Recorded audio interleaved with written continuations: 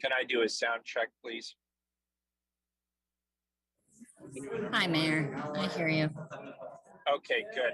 I'm on the road, so I'm not going to have my video on. I'm going to just have the audio. Okay. All right. I'll let Commissioner Gonzalez know. Okay, good. Yep. Thanks.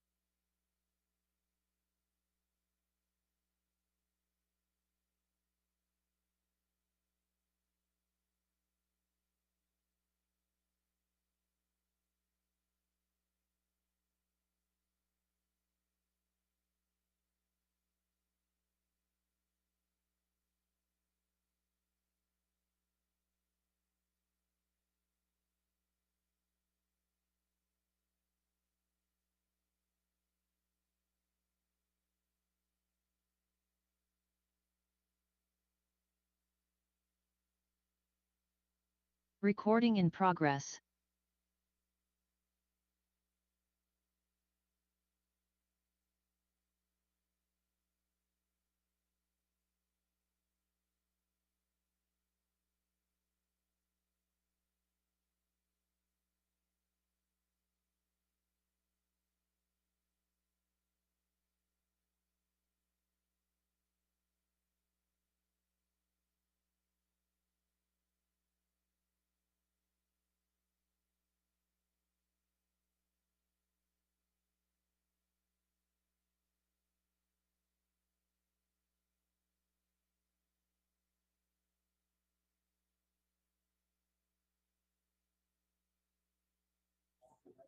Hi, Mayor. Can you hear me?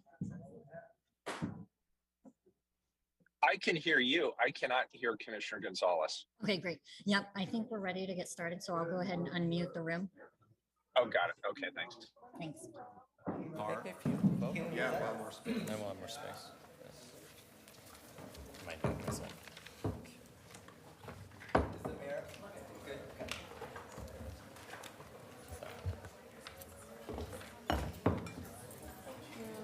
God, I feel like I'm cramming for a final. Yeah, totally. Out in the public, too. Because on the show, I'm in charge of all these domestic duties this week. I just broke down and told my girls to come have Thai food with me yesterday. What am I doing?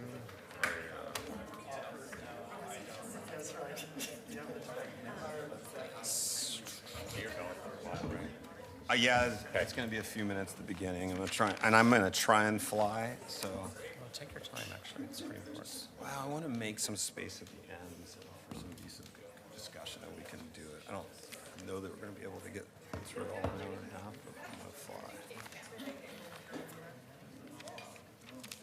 So I have you on slide 10.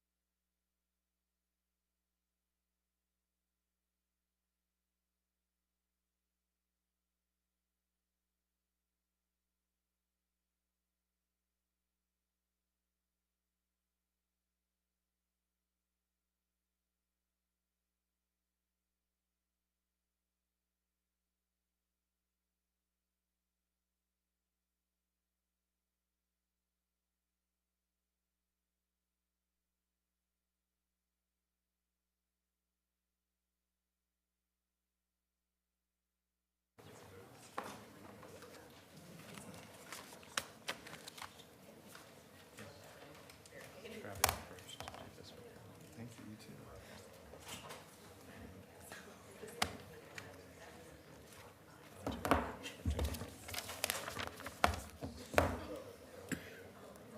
Do you want me to go ahead and get started? I think Oh. Robert would like us to wait.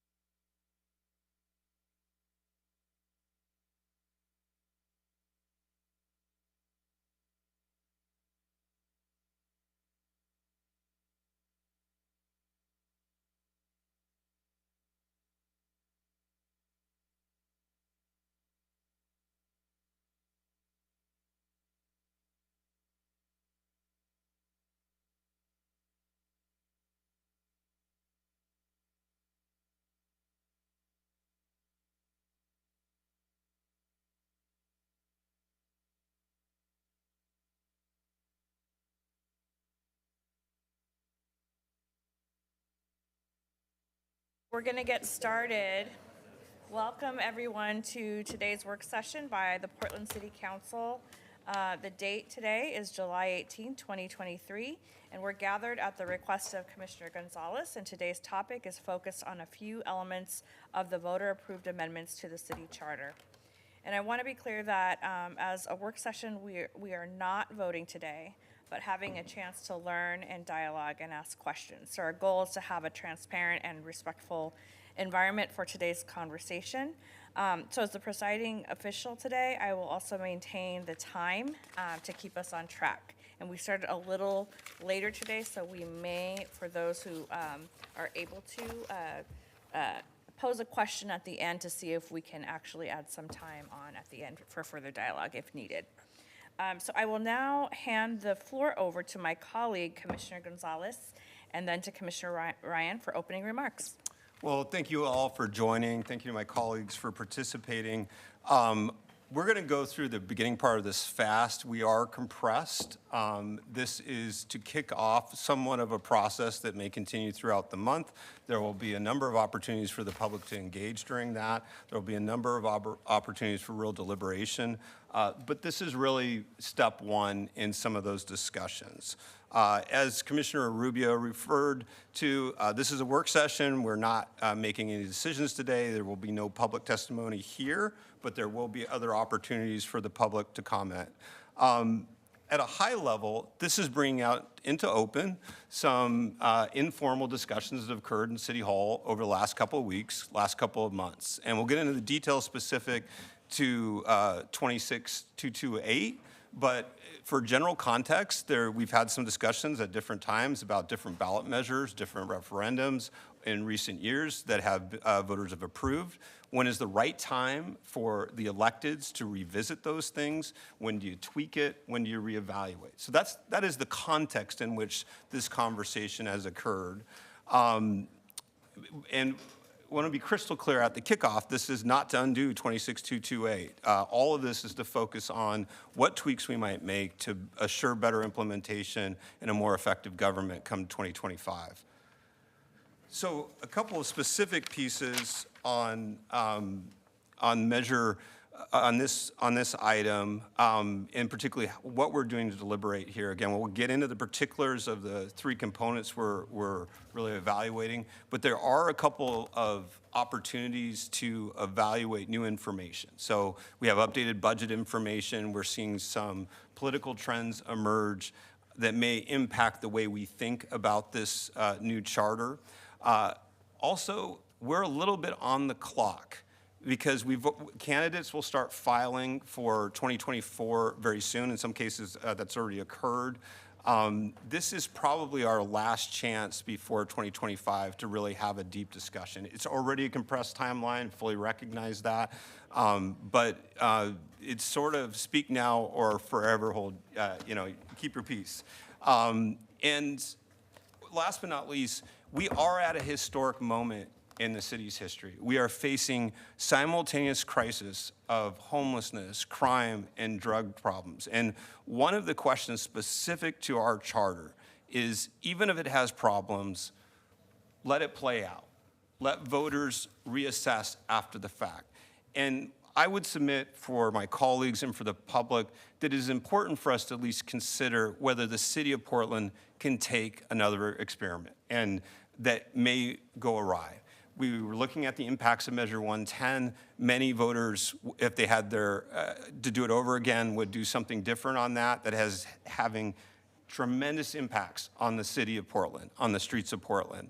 And when we look at these charter changes, we at least wanted to take a pause, reevaluate what voters approved, and whether there's anything we would submit to voters for clarification on their intent. So I'm going to give a high-level overview of 26228. I think most people in the audience are well aware of what it did. I'm just going to speak to the high-level pieces. We hired a city administrator, or will, by January 1, 2025, supervised by the mayor to manage daily operations of the city. Abolishment of the commission form of government. Expand city council to 12, 3 for each district. implements ranked choice voting for city elections, really two types that we'll get into detail in a bit, and authorizes an independent salary commission to set elected official salaries. So one other piece of context, I'm going to go back in time, but this will come up, it will be relevant as we get into the conversation. The ballot measure was referred as a single package as opposed to pieces. That was determined to be legally permissible. So there's no real legal question as to that decision. But there is a policy and a political question. According to one poll at the time, 72% of voters preferred separate measures to consider the questions independently.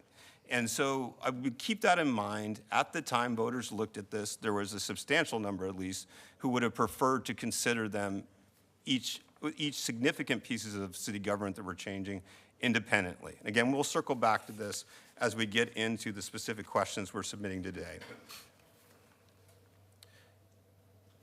One other piece, and my slides are slightly off, so I'm going to just speak to it.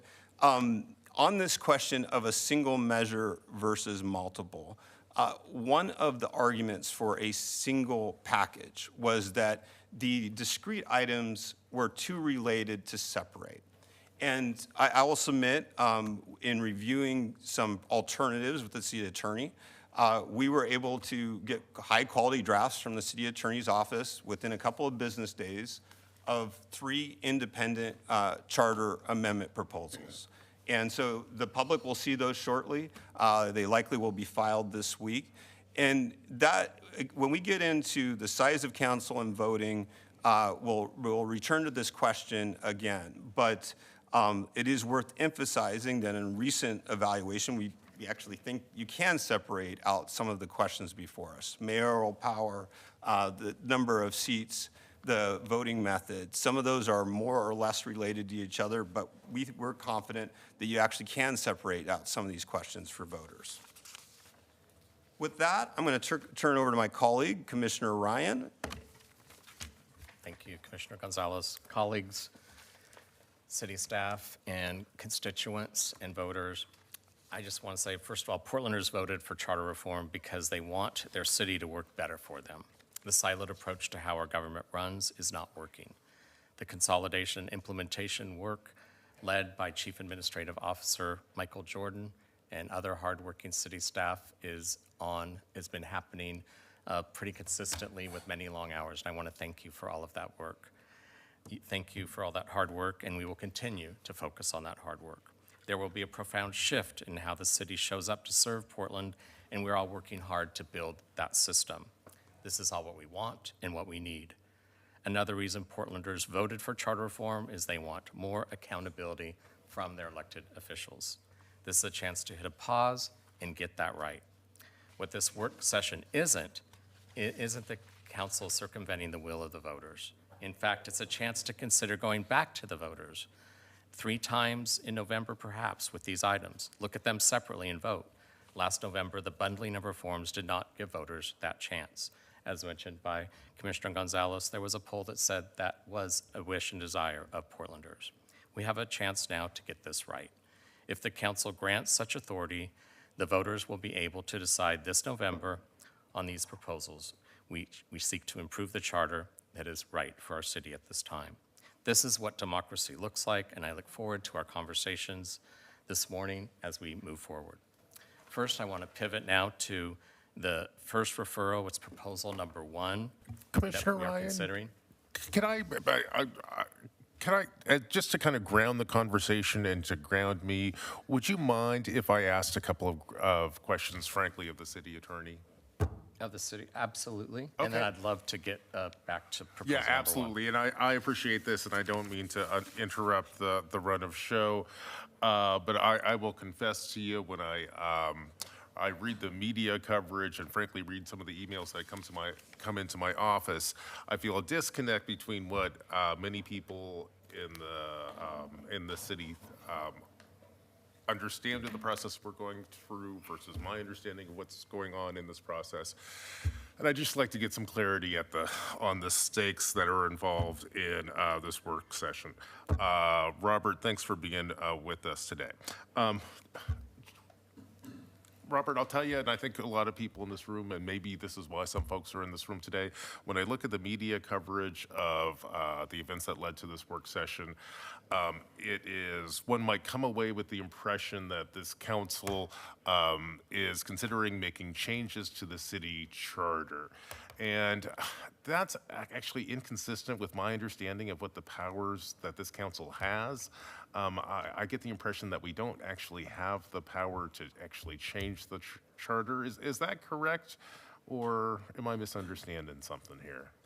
Thank you, Commissioner Mapps. For the record, Robert Taylor, City Attorney. Under the charter, only the voters through an election can change the charter. The charter does have a couple of processes available to put questions in front of the voters. One process was the Charter Commission and their process and their recommendation to send the question to the voters. Previously, Council also has a process available to them to vote on a resolution or a series of resolutions and refer questions to the voters. Thank you. So just to be super clear on this, the three people on this council decided that the next mayor should have a veto. We could not make that so. All we could really do is send that question to the voters, and then they would cast the ballots, and it turns out however the election turns out. Is that correct? That's right.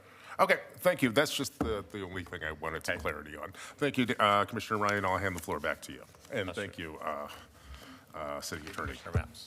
Well, we're all on the same page now. Yep. All right. Now let me pivot to the first referral, Proposal 1, that we are considering. And that's the mayoral voter, the veto power of the mayor, and the override, keyword, override of the council. Portlanders voted for charter reform because they wanted more accountability, not less. Moving from today's executive commission form of electeds to a more traditional mayor, executive, city council, legislative form of government is currently missing the standard mayor veto and council override. I feel strongly we should not implement a system of government where council can pass legislation without it. Think about this. Council members will be vetted by roughly 25% of Portlanders in the upcoming election, and they can claim a seat with as few as 25% of that 25%. As such, just over 6% of Portlanders will vote some of these new council members into office. Yet this elected official who will be elected citywide, that would be the mayor, who will supervise the city manager and oversee the executive branch of operations for the city, cannot weigh in, unless there is a tie. So no veto and no override. To me, this makes no sense. Mayor veto power and council override serves as a necessary checks and balance decisions facing Portlanders. Furthermore, I went back and looked in all the campaign materials, and there was no mention of the veto override in this new form of government. Having a mayor with a veto power and a city council with an override is a vital component of effective governance from Washington, D.C. to Salem, and now, we hope, in Portland. It encourages collaboration, accountability, transparency, while ensuring that decisions are thoroughly assessed and aligned with the best interest of our entire community. This isn't a foreign concept for city government. In fact, New York, Los Angeles, Chicago, Phoenix, San Diego, Philadelphia, and many, many more cities have this structure. Let's leverage what is working in democracy. And I wanted to make sure we had a chance to have two people from the Charter Commission come up to the table. I hope, is Candace Avalos here? And also, come on up, Candace, and David Knowles.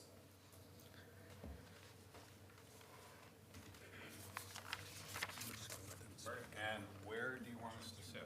Right at the end, that'd be great. And I know we're tight for time, but we wanted to give both of you a 2-minute opportunity to speak specifically to this proposal. The current lack of mayor veto and council override, and why that was something that was decided upon. And Candace, since you represent the vast majority, the supermajority that brought this to the voters, I'd like you to begin And then colleagues, after they both speak, we could have a chance for Q&A with them, if you'd like. Okay? Take it away, Candace. All right, well, good morning. Candace Avalos, she, her pronouns. I'd first like to state for the record, only a couple minutes ago when I saw the slide on the screen, did I know I was here to speak on the mayoral veto. So I was not informed about that, so I'm gonna do my best, but I'm a little frustrated by not being informed ahead of time. And I think that just speaks to the rush nature of this work session. As far as the mayoral veto goes, I will just state a couple of things that came out of the final report that we put forward, which spoke to the fact that we agreed that a mayor should have the ability to cast a tie-breaking vote if necessary, but we considered the mayoral veto option. However, we believe that a veto on top of the tie-breaking vote would overbalance the checks and balances between the executive and legislative authorities. And this was something that was very prominent in the listening sessions that we had with Portlanders. They were concerned about the mayor having too much power. In addition, when we created this larger council by tripling the amount and therefore tripling the representation to Portlanders, we felt it was important that that council had a significant amount of power to balance against the legislative branch, or I'm sorry, the executive branch, because again, Portlanders were afraid of too much power in the hands of one person, and they did not feel that that would serve Portlanders well. So that is, pretty straightforward, our opinion, and why we came to that conclusion. Thank you, Candace, and I apologize for the oversight. I'm sorry, I thought that you were well-informed, and I'm sorry about that. But you are well-informed, which is why you spoke so eloquently to this point. And thank you for your hours and hours of service on this issue. David Knowles. Hi, good morning. David Knowles. I was a member of the Charter Commission along with Candace, and one of those who voted against the commission recommendation. Along with Kathleen Sadat and Alyssa Pishka, I was one of the primary spokespeople in opposition. We presented to the Oregonian Willamette Week editorial boards our concerns, the sort of principal concerns about the measure. We supported the overall structure, but we had deep concerns about a couple of issues, including the lack of a veto for the mayor. I can't speak for them. I haven't had a chance to consult with them since I was asked to be here. But let me just tell you what we said to those folks who asked about that. The mayor is the only citywide elected official under this structure adopted by the voters. And in that capacity, the mayor has the responsibility for the administration of the city, of the implementation of policy adopted by the council, and also the responsibility for managing the budget. That is he or she or they are the only person, that's the only person who has citywide accountability and accountability for running the city. In that circumstance, our concern was that the council would adopt policy or make budget decisions that were not, that person was not capable of implementing. And let me just give you a couple instances that we talked about. One was that there would be a policy adopted by council that simply was not capable of being implemented, or for which there were a number of implementation issues. Some of you know I used to be planning director. I can't tell you how many times I was handed something well-intentioned that everybody supported that was impossible or very difficult to implement through the land use and building code. So that's one example where I think the mayor has to have the ability to say no. The second situation is one in which the budget impacts would be severe. So each of you is responsible for managing bureaus. You know what kind of challenge it is to try to manage all of those competing interests. And only the person with the unique responsibility for managing the budget can weigh all of those different concerns. And third, it's conceivable that there could be a council decision, particularly about replacing a facility or doing something that nobody wants to see happen in their district. And a majority of the council decides, well, we're going to make a decision. It may be adverse to one district, it's better for our districts that we represent. This is real world politics. It happens all the time, everywhere. In that circumstance, the only elected official with citywide responsibility, the only elected official voted on by all the citizens of the city, ought to have the ability to say, no, we need to take into consideration citywide circumstances in that decision. So those are the things that we talked about. I don't know how my colleagues would feel about now going and asking the voters again. Personally, it's hard for me to see the harm in doing so for this issue because it does not change the structure approved by the voters. It's really a tweak, a different policy choice, if you will. Thank you, David. And I'll open it up to colleagues if you have any questions of the two presenters. Maybe I'll ask Candace, do you have any response to the arguments in favor of the veto that we heard?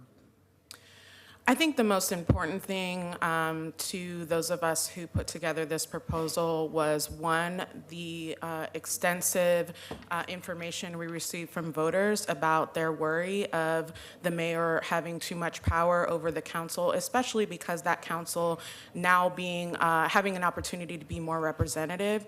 That balance was super important to voters. I think that I would not consider it a minor tweak. I would consider it a drastic change in the balance of the powers. And furthermore, I think more importantly, putting this to the voters on a ballot that not a lot of people are going to turn out to, because historically that is just not a year that people are paying attention to the ballots, to make such a significant change, I think is problematic. So, you know, it would be best to first and foremost actually implement the charter change and see how it works and see the vision and have the new people that get elected to determine if that balance is correct, and if not, putting it on a future ballot where many people can weigh in to make that adjustment. I don't think any of us on the charter disagreed that there might be things that could, you know, in the future be changed depending on how they work. I think we just strongly disagree with trying to do that now before we implement it on a ballot that is not going to be highly attended. Thanks, Candace. Let me ask you, or can you help me think about how I should think about this particular question? I understand the points that both of you raised.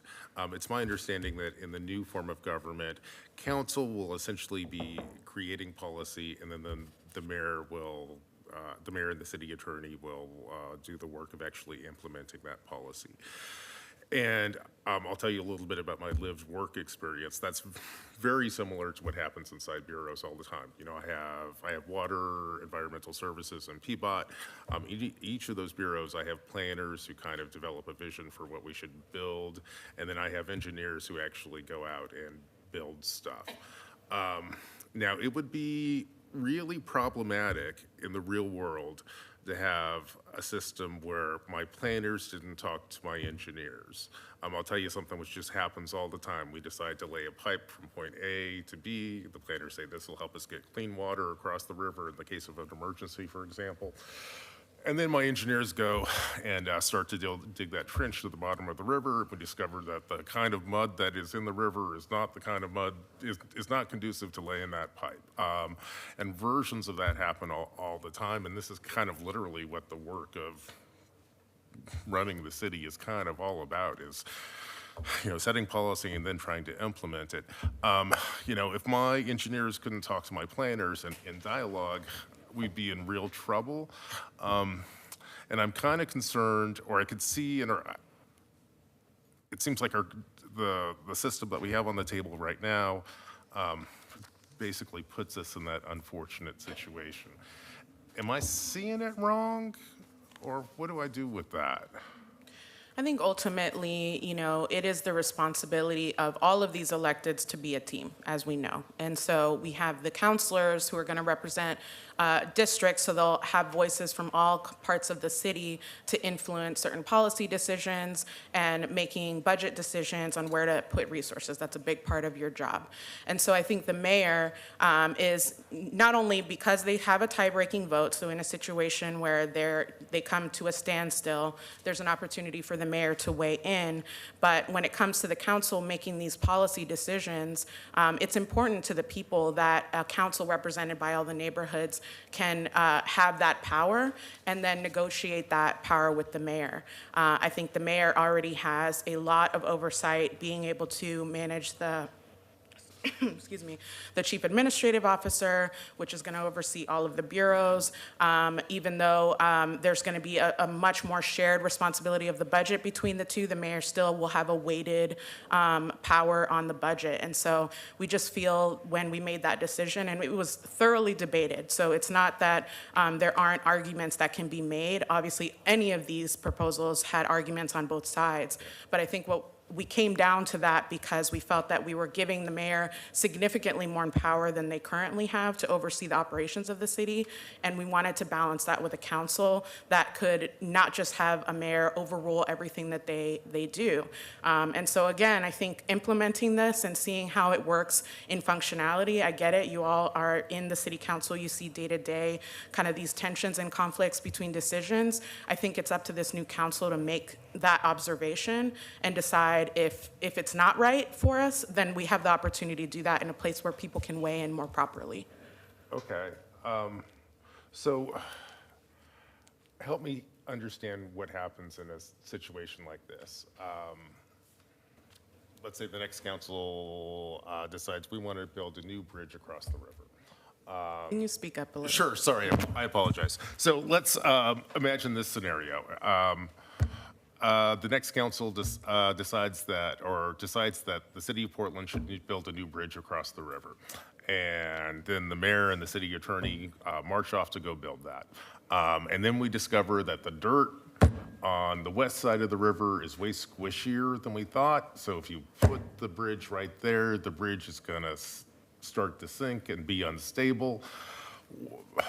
So they're trying to implement the policy, but the policy's kind of not working in the real world. How, if the mayor doesn't have a way, or the city administrator doesn't have a way to go back to council and say, hey, I understand what you're trying to achieve with this policy, but it just doesn't work in the real world. Yeah. How does that problem get resolved? Sure. I mean, I guess what I would argue is that a veto is not the only way that the mayor has power to go back to a council and renegotiate or assess a decision.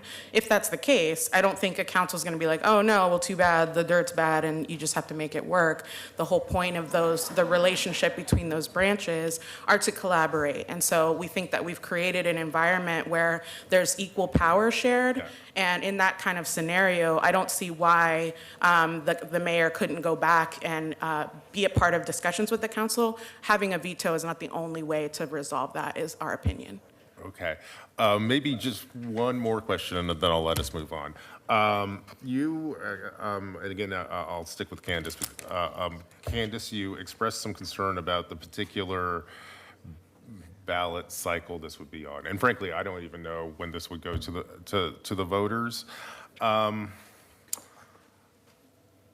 trying to figure out what to do with that. Does that mean that some elections kind of matter more than others? Like, are the outcomes in some elections more reflective of the will of the voters than other elections? Or, I think I was elected in 2019. Are there certain cycles that are kind of more true than, or more important or more valid than other cycles? It seems like all elections matter, in other words. I mean, I think the experts can very clearly determine that, and I think the value should be that the more people to weigh in, the better. Yeah. And so putting a ballot, I mean, November 23, it's not on my mind, and I am civically engaged. Yeah. And so putting that before voters and not giving people the opportunity to have a thorough discussion ahead of that just means a limited amount of voters are going to make that decision. And I think that's unfair to the voters that came out in a high turnout election and a highly discussed election to have not have the opportunity to have that same process. Okay. So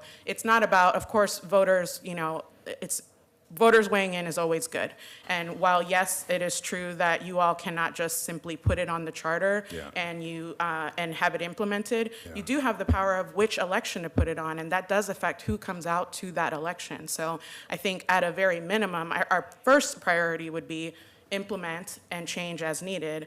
If absolutely necessary, very low second priority would be put it on an election that is on the voters' minds already, especially too if we're concerned about costs. Putting it on an election that we don't have, not on the regular cycle, is also going to be an extreme cost. And for cost concerned, if we're concerned about who is weighing in, then putting it on a ballot that people are knowing about is most effective. So just one more question and then I'll go. Which election cycles, what dates would you be okay voting on a question like this, and what dates would you not be okay voting on an election or on this question? I mean, I don't want to fall into this trap that I feel you're trying to put me in, which is whose votes matter. I think what it comes down to is when are most people coming out to the ballot, and that's during a midterm year, that's during a presidential year, typically in November, and you can go back and look at the different, voter turnouts to confirm. And I think for us, the value is more democracy means more voters and more people weighing in. So that's why the ballot cycle matters. That's why we made the decision to put the charter changes not on the May 22 ballot, but instead November, because we know more people of color come out to vote in the November ballots as well. So I think that's the reasoning. It's not about, trying to pick which one is better just because, I'm not sure what the point is exactly you're trying to make. I think my point is more people, more communities coming out, the better. Okay, thank you. And I'll turn the floor back over to my colleagues. Right. I have some questions because I know we're running low on time. Yes. So first, thank you for being here. And again, I'm sorry too that you didn't know that you're to be here, but I'm grateful that you're here. My question is, well, I will preface by saying I think I had a chance to talk to many of you during your deliberation as charter commissioners, and I too have concerns around veto for the practical reasons, some of which you outlined, David, in your comments. And at the same time, I have this very strong commitment and ethic around community engagement. And so I am wrestling with those tensions right now about the practical application that we need day to day versus how do we ensure that we're doing adequate engagement in the community to hear, and I do know that the Charter Commission definitely wrestled with these issues. My question to you is, if there were engagement, does the timing of the actual referral matter? Do we have to do the veto referral right now? How does it feel to actually do more engagement before deciding to do a referral? I'm just interested in your take on that. Yeah, and I think that does speak to a little bit of how I answered some of Commissioner Mapps's questions around timing and allowing for not only the voters to have the opportunity to weigh in and also be engaged, but the organizations that have to put in the work to do that community engagement. As we know, that is not easy and it's not free. And so I think that to give the voters the best chance to be best informed, definitely November 23 seems totally out of the question for me to how us being able to produce a solid, campaign to inform voters. So I think, again, I'll go back to saying, one, we prioritize implementing the charter and making adjustments as needed, but two, at the very earliest, an election that's on cycle, and the next one would be May of 24. Thank you. That would give us the best opportunity. Okay. Did you want to respond? I don't think I have anything to add. I don't have an opinion about which election is better. It seems to me earlier is better because it helps the city do the implementation of the measure adopted by the voters. So I guess I'd personally be an advocate for November this year.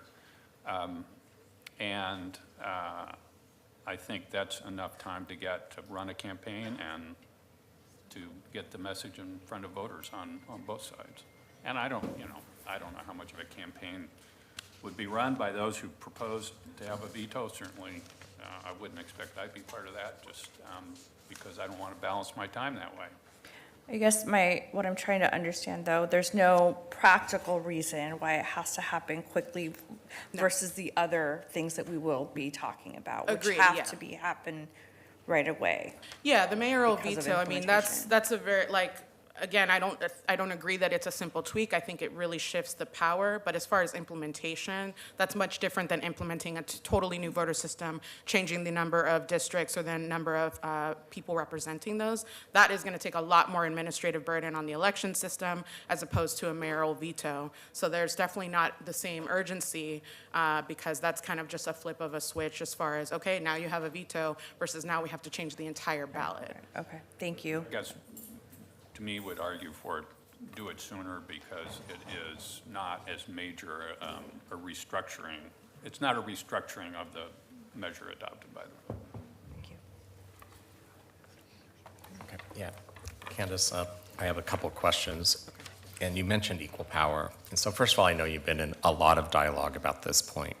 So when you were in this conversation and you talked about the mayor having undue power if there was a veto power, what was the dialogue like about, say, the person that comes in third place in one of the districts? When you look at the totality of the aggregate in the city of Portland, it would be roughly over 6-7% perhaps of all Portlanders voting yes on that person. And then they have the power to implement policy without the mayor veto. What was that like when you're looking at equal power?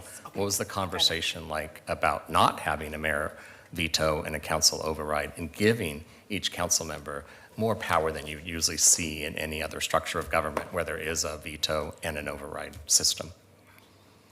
I'm trying to understand your question, but I think I would start by saying it really depends on how you define power, because I think for us in our discussions, power to ensure that communities that have not had a voice in City Hall have the opportunity to elect their representatives, that's the kind of power we were seeking to create by creating the proportional representation, the amount of city councilors. And so obviously we understand a mayor, needs to have power, right? And right now our mayor does not, and that was definitely an issue of trying to correct that balance a little bit and giving them the opportunity to oversee all of the bureaus as well as the chief administrative officer. But I think that the power in different voices being represented all sums up to an equal amount of power to a mayor, and that's exactly why that balance was important to us. Yeah, that makes sense. I hear that part, but I'm just asking what was the conversation like about the fact that this council, elected in the way that you mentioned, would have influence and influence on the final decision in ways that you don't see, say, in Salem or in Washington, D.C., because you have a president that can veto, you have a governor who can veto, and this is also taking place at most city halls across the country. So why is it that we wanted to shift away from that checks and balances that we see in democracy? Why did we want to eliminate that in this case? Yeah, I mean, I think that our interpretation of those checks and balances is really reflective of what we heard from voters and from Portlanders as far as wanting to make sure that I think arguing what the traditional power systems have, that has a place, but at the same time, we wanted something that was going to fit Portlanders and best meet the needs of all Portlanders. And this is what added up into that outcome.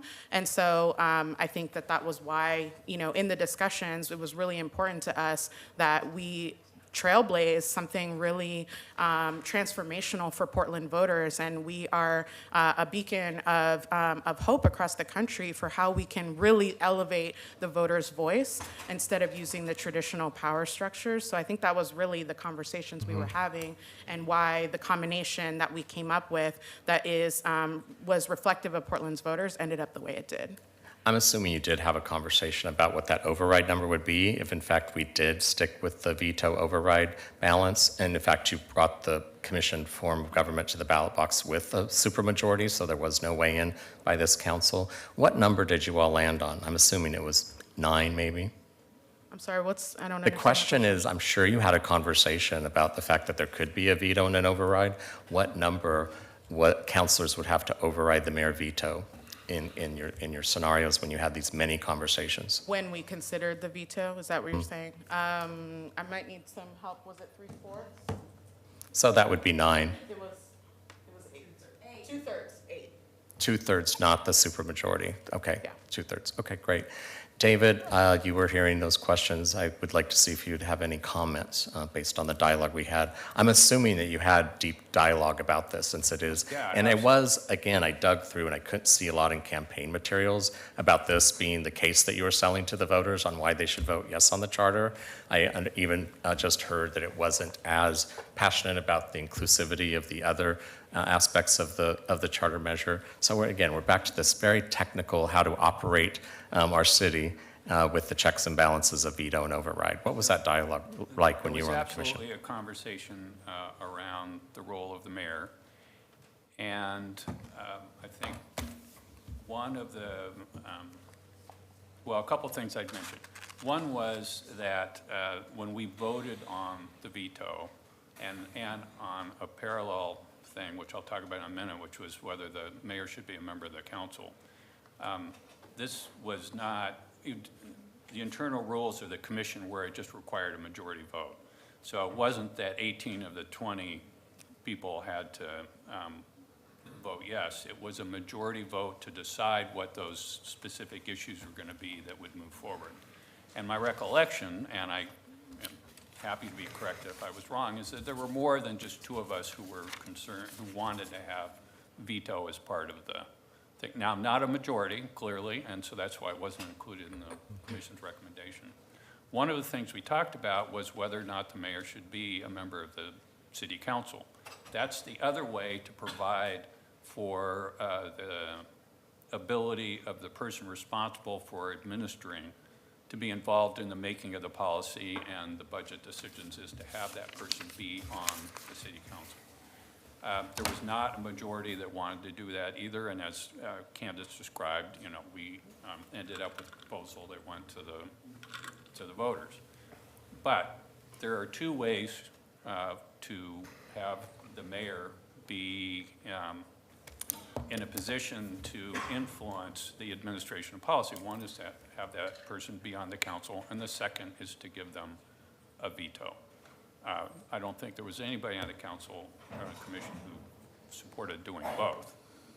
And traditionally in other city governments, where the mayor sits on the council, there's no veto. Where the mayor is in a more traditional legislative executive model, the mayor has a veto. Thank you, that was clear. So those are the policy options that we're considering. Thank you both so much for coming up and answering our questions on this first item. Is there any more questions? The mayor has Oh, some sorry. questions. The mayor's tuned in. Yes, all this discussion about the mayor, and yet you neglected me. In all seriousness, colleagues, I'm sorry I can't be there today in person. I am in a car. I am not driving, just for the record. You could lose me at any moment just due to some spotty cell coverage. And I do have to be excused about 11 a.m. So I'm going to say a couple of things now that are maybe not in proper sequence for the work session, but it's important for me to be able to say some of these things on the record. First of all, with regard to the veto, there's no secret that I strongly supported a veto for the mayor. However, I also want to temper that argument a little bit. Vetoes are used infrequently by mayors. And in fact, I, in the last week, have been looking at some of the vetoes that were potentially used by my colleagues up and down the West Coast who have veto power. It's used very, very infrequently, and it's oftentimes a procedural rather than a policy disagreement. I want to be clear that the primary power of the mayor is not after the fact, after a policy has already been adopted. The mayor has innate powers that I just don't want us to neglect and assume that the veto power is somehow a magic bullet. It's not. The mayor has the bully pulpit, first and foremost. Even in our wake mayor form of government, there is not a day that goes by where I don't get many, many media inquiries or requests for information, even on policies that have nothing to do with my portfolio. The mayor obviously has the power of persuasion and collaboration and working with commissioners and working with the community so that bad policies never see the light of day. As Candace mentioned, the mayor has the power of the budget. Frankly, I feel that that has been one of the most important powers of the mayor, is to be able to shape where the resources of the city are going. And then, as Candace also mentioned, nothing is in stone. If a policy is approved by the city council and then it later turns out that that policy isn't workable or it's not going as planned, and that's happened with us colleagues from time to time, you can always go back to the council and to the other electeds and build support for reconsideration of whatever the issue is. So that's my specifics on that matter. Speaking more generally, and this is related not only to the veto, but to the issues that are upcoming, it's no secret that I expressed concerns about a number of the proposals that were in front of the Charter Commission, including the veto. That being said, I had the opportunity to meet with Candace and with her colleagues and others associated with the Charter Review Commission, the commission, by the way, which we as a council all appointed. They heard my concerns, including my concerns with regard to the veto. They held public meetings. They deliberated in public the value of a veto or not. As you've just heard, there was disagreement on the Charter Review Commission, but at the end of the day, they followed their policy. They referred all of these measures to the public, and the public overwhelmingly agreed.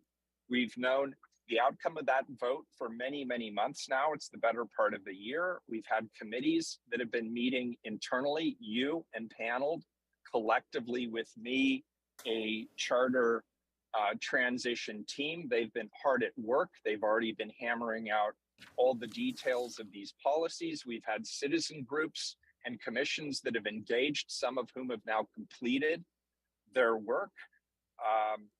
So the process is well underway. And as Candace indicated, we always have the opportunity to bring charter changes forward. We have not even yet implemented what the voters have asked for, and yet we're already proposing that we go back to the voters with changes. We can always change these things later. We can change them in a year and a half after the first city council has an opportunity to convene and see how important these issues are. But at the end of the day, the question for me is, do we trust the will of the voters or don't we? And even though I don't uniformly like the outcome of the last election, it was the clearly stated will of the voters. The concerns that we're raising today are concerns that were well vetted in newspapers and in the televised media. And yet the voters voted the way that they did. I also just want to be clear, this is a unique process. This is different than the other kinds of policies that we consider as a city council, insofar as charter reform is a once every 10-year opportunity for the public to decide how the public wants to be governed. This is not the opportunity for elected officials to tell the public how we think they should be governed. This is their opportunity to shape their government in the way they want, for better or for worse. And so I would caution my colleagues before we start changing the process really at the 11th hour, after we've begun our implementation process, after we've already committed to upholding the will of the people as best as we can, to say that we want to make some last minute changes.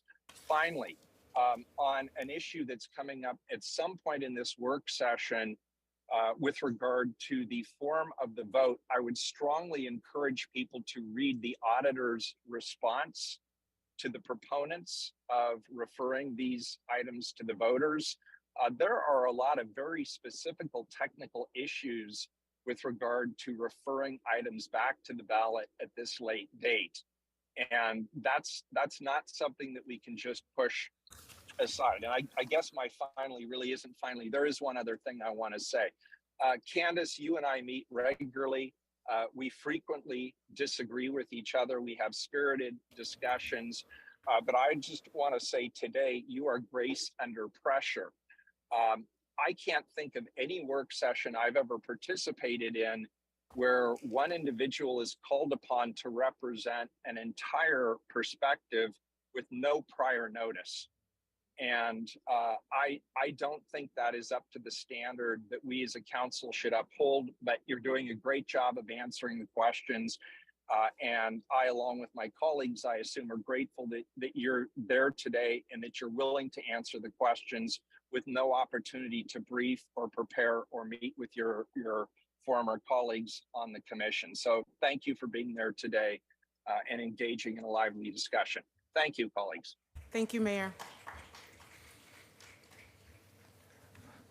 Ready for the next section? Yeah. Would you like to- Ready? Yes. So we're going to move on to size of council. Thank you both for your testimony. We're going to move on.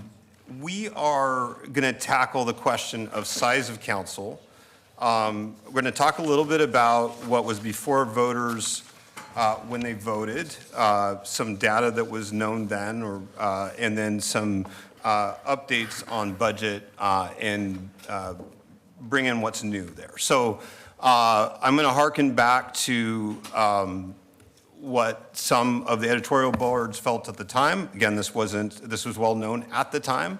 Oregonian raised in October of 2022, the editorial board, the basic challenge of how do you find enough quality candidates to fill a big board.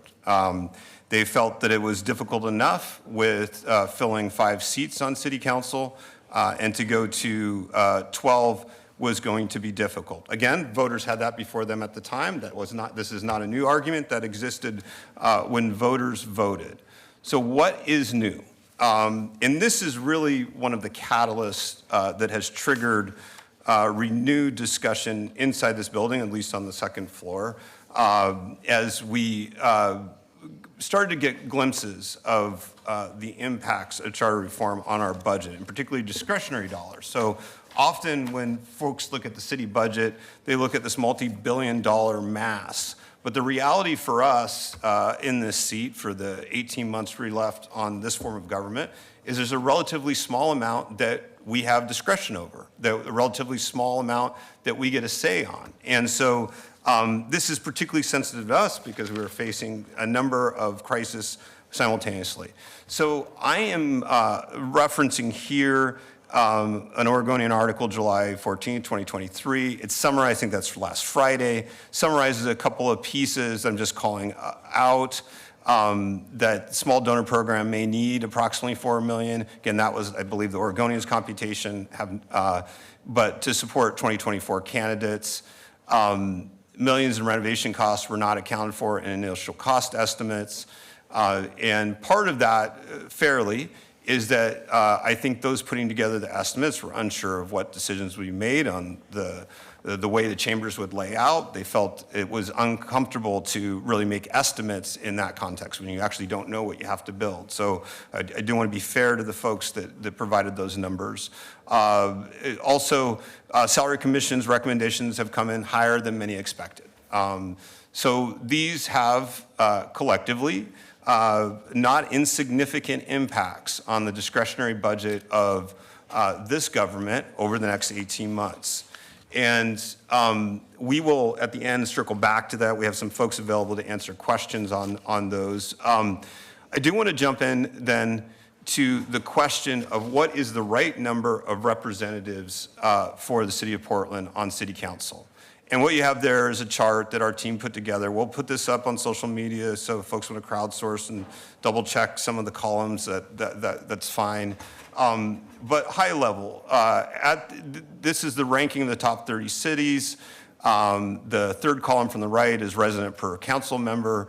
And basically taking total population divided by the number of councilors. That's the basic math here.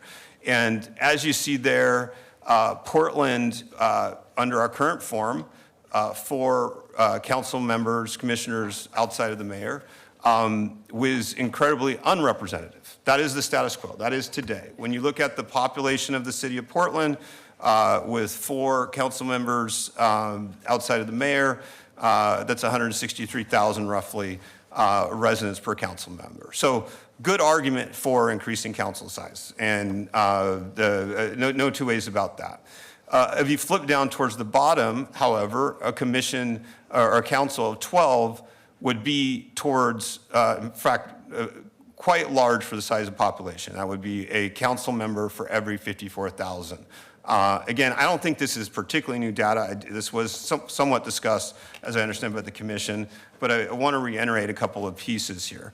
And then the last two columns just identify whether our team was able to confirm that these cities are consolidated or part-time. And when I mean consolidated, I mean city council consolidated in that jurisdiction.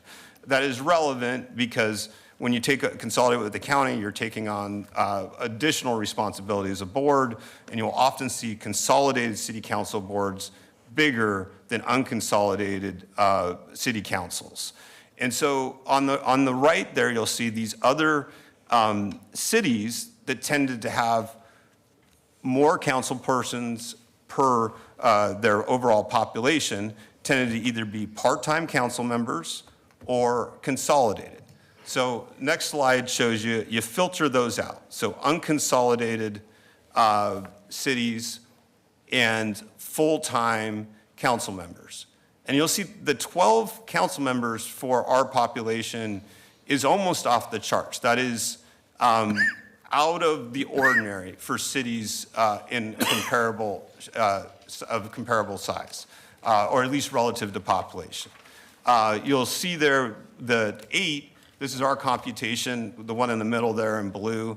This is if we had a council of 8, for example, with the same population. Again, we're still going to be somewhat of an outlier at 8 in terms of the amount of representation we have for the size of our population. Very, very comparable to Seattle in that case when you do that math. So that's high level when you think about the amount of representation we would get under either 8 or 12 would be, in both cases, a great deal of representation.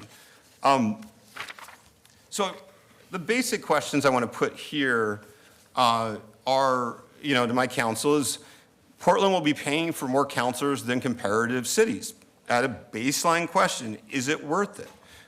Does larger council increase or diminish the quality of candidates? Does it increase or diminish the quality of council persons? Those are the bigger questions. And with our diminishing discretionary budget for the city of Portland, in the face of increased cost for this projected council, that is sort of the question that, we are evaluating whether we submit that to voters. With that, I'm going to have a member of my team read one letter into the record today. It was from a GTEC member who couldn't attend but did submit a letter to council. Cassie, do you mind saying your name for the record and then whose letter you're reading? My name is Cassidy Van Domlin, Communications Coordinator for Commissioner Gonzalez, and I'm reading an email to our office on behalf of Amy Wood. Mayor Wheeler and Commissioners, this spring I was appointed to the Government Transition Advisory Committee to ensure that the charter amendments approved by voters last November are implemented effectively and efficiently over the next 2 years. After several months of participating in GTAC briefings and grasping the extent of the sweeping changes coming to our city government, it is my message to you is, it's not too late to make improvements. Portlanders supported an expansive overhaul to our city government, but the cost and complexity to implement the changes were greatly underestimated. You've no doubt heard from countless constituents who are confused and concerned about the changes to come. I assure you that concern is shared even by many of us who are very involved and informed in the process. Please give voters the chance to provide clarity in November now that the public has learned more about the proposed districts, salaries, and other details. For example, look at the cost of 12 commissioners, increased staff, and upgrade to City Hall. No one seems to acknowledge the true cost of this expansion from 4 commissioners to 12. Meanwhile, the Portland Bureau of Transportation anticipates a $32 million shortfall next year. Portland literally cannot afford some of the escalating costs of this transition. With the new information regarding significant changes in costs, it's appropriate to ask voters for more input. Thank you for taking the time to consider ways to achieve the intent of the reforms while giving voters the final say. Thank you. Amy Wood. So we do have some folks available from the budget office. I believe Ms. Mote is here from the small donor program. We may call up some members of the Charter Commission. On this question, cost, size of commission, is there any questions from my colleagues? I guess I'd start there. Commissioner Gonzalez, if I may, just so I'm clear on what you're trying to achieve here, specifically, what problem are you trying to solve by going from 12 to 8? Is this all about just reducing cost? I think that it's both the question of cost and the question of quality of candidates and quality of counsel. Here, I think I'm just gonna, to save time, I think I'm just gonna make a statement as opposed to pose a question. I'm not sure, I don't know what to do with the managing the quality of candidate space. Portland is a big town full of lots of really creative, smart people. We can probably find 12. I'm fairly confident of that. On the other hand, this is something which I think everyone, every Portlander should know, is that the charter reform comes with some costs. This is going to be expensive. The startup costs associated with this are non-trivial. And colleagues, I do think that we have an obligation to, or obviously we have an obligation to manage these costs. Partly, we just have to do that because we only have so much money, and I think we're already getting a preview of what next year's budget's going to look like, and frankly, that is the budget that will be the first budget under the next form of government. I will say, though, that I am reluctant to try to manage those costs through reducing the number of people on council. I am thinking a lot about how we do manage costs associated with charter reform. I'll tell you, I am in particular looking with a critical and skeptical eye of some of the capital projects we're talking about to renovate spaces. You know, those are millions of dollars. I think we might be able to get by without doing some of that. Well, I don't know if at some, I expect at some point that the Salary Commission will come to this council with their proposals, and I might also take a look at managing costs associated with salaries, which is basically what we do all day. We manage capital projects and we manage salary costs in the space of charter reform. I think that's where I am thinking on this.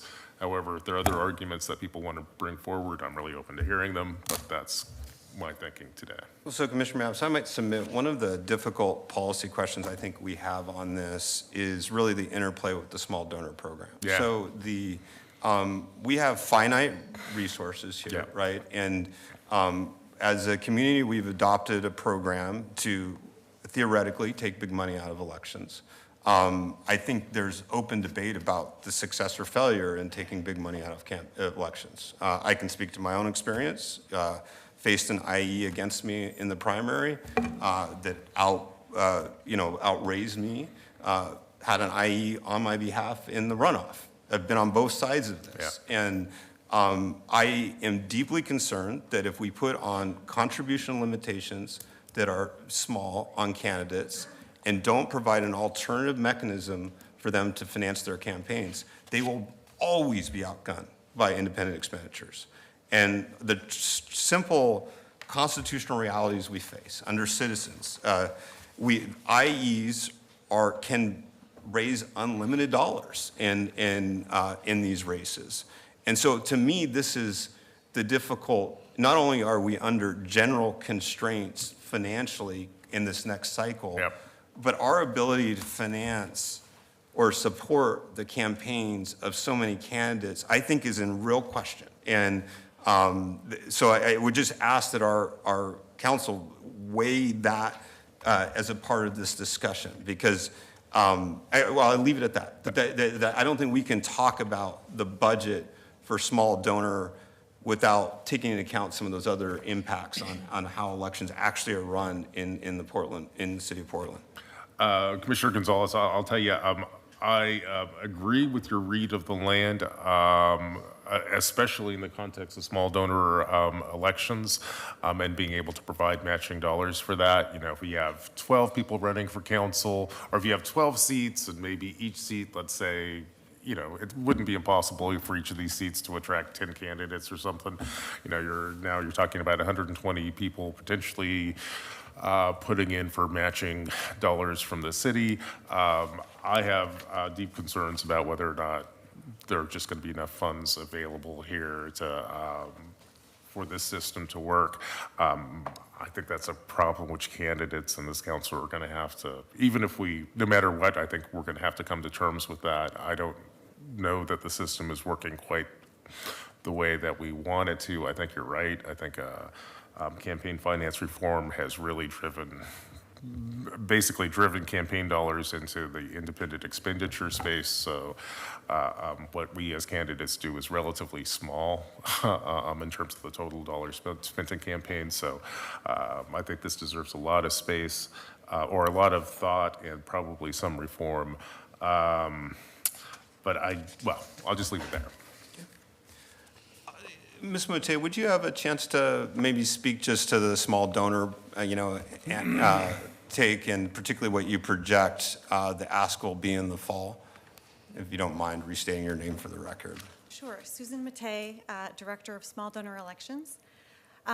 So the current charter reform that is currently the law, the program, and its changes from the system prior to its adoption had a combination of increasing and reducing cost to the program. So increasing council size from 4 to 12 represents an increase of the cost of the program. Decreasing, but then a number of factors decrease the cost of running for office. So for council candidates not to be running citywide, and instead to be running in districts, that significantly reduces the cost of running. Similarly, when they were running citywide, they were each trying to get 50% plus one of the vote. Under current charter law, they're each trying to get 25% plus one of their district. And by eliminating the primary, we believe that would shorten the election cycle for at least council and auditor candidates, less so the mayoral race probably. So it's a combination of factors. And while we're looking at 2024 data to see to what extent the increase in the cost is canceled out by the decreases in cost, we think it should be roughly around equal to prior cost of the program in the long term. The short-term cost is that typically we elect half of city elected offices every election year. So without charter reform in 2024, we'd be electing the mayor and half of council, and then in 2026, the auditor and the other half of council. In 2024, we're electing the mayor, the auditor, and 100% of council, so that does represent a temporary increased cost. And then the same principles would apply to any change to the existing charter law. So a decrease of candidates or seats from 12 to 8 would represent a decrease in a similar-ish decrease in the number of candidates who run. It's not completely driven only by the number of seats available, but that's a big driver of that. But by that definition, 8 candidates, 2 candidates per district couldn't be aiming for 25% plus one of the vote. They'd need to be aiming for at least 33% plus one, or it sounds like maybe if the proposal is changing ranked voting to be 50% plus one.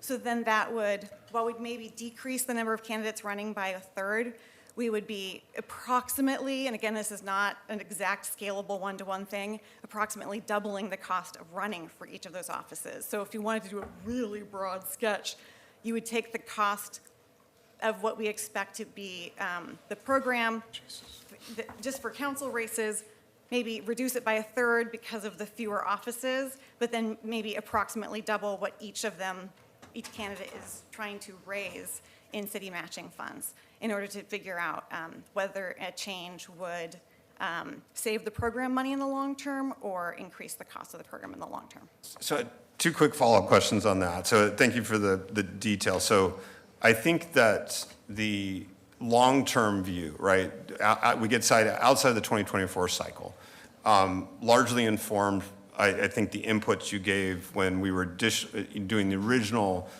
cost projections on charter reform, right? And at the time, you essentially concluded it was potentially a wash. You don't know because you just highlighted all the variables. But the projections at the time voters voted was that would essentially be a wash. It was your best estimate at the time. Is that a fair summary? That's our best guess, and that we're eager to see 2024 data to see to what extent that's true. Got it. And so, but now I want to fast forward to what's going to actually occur as you project it right now in 2024 for this one time, right? What is your current projections for your fall bump ask for the small donor program to, and I'm not going to hold you to it. I realize that, between now and the fall bump, you're going to have more information, but what is your best estimate right now as to the additional dollars you're going to need in the fall bump to finance the 2024 election cycle? Sure. Well, we get two bites at the apple. There's the fall bump, and then there's also the FY 2024-2025 budget to increase the funding for the program. Maybe let me what are the additional dollars you're projecting in order to finance the 2024 election cycle?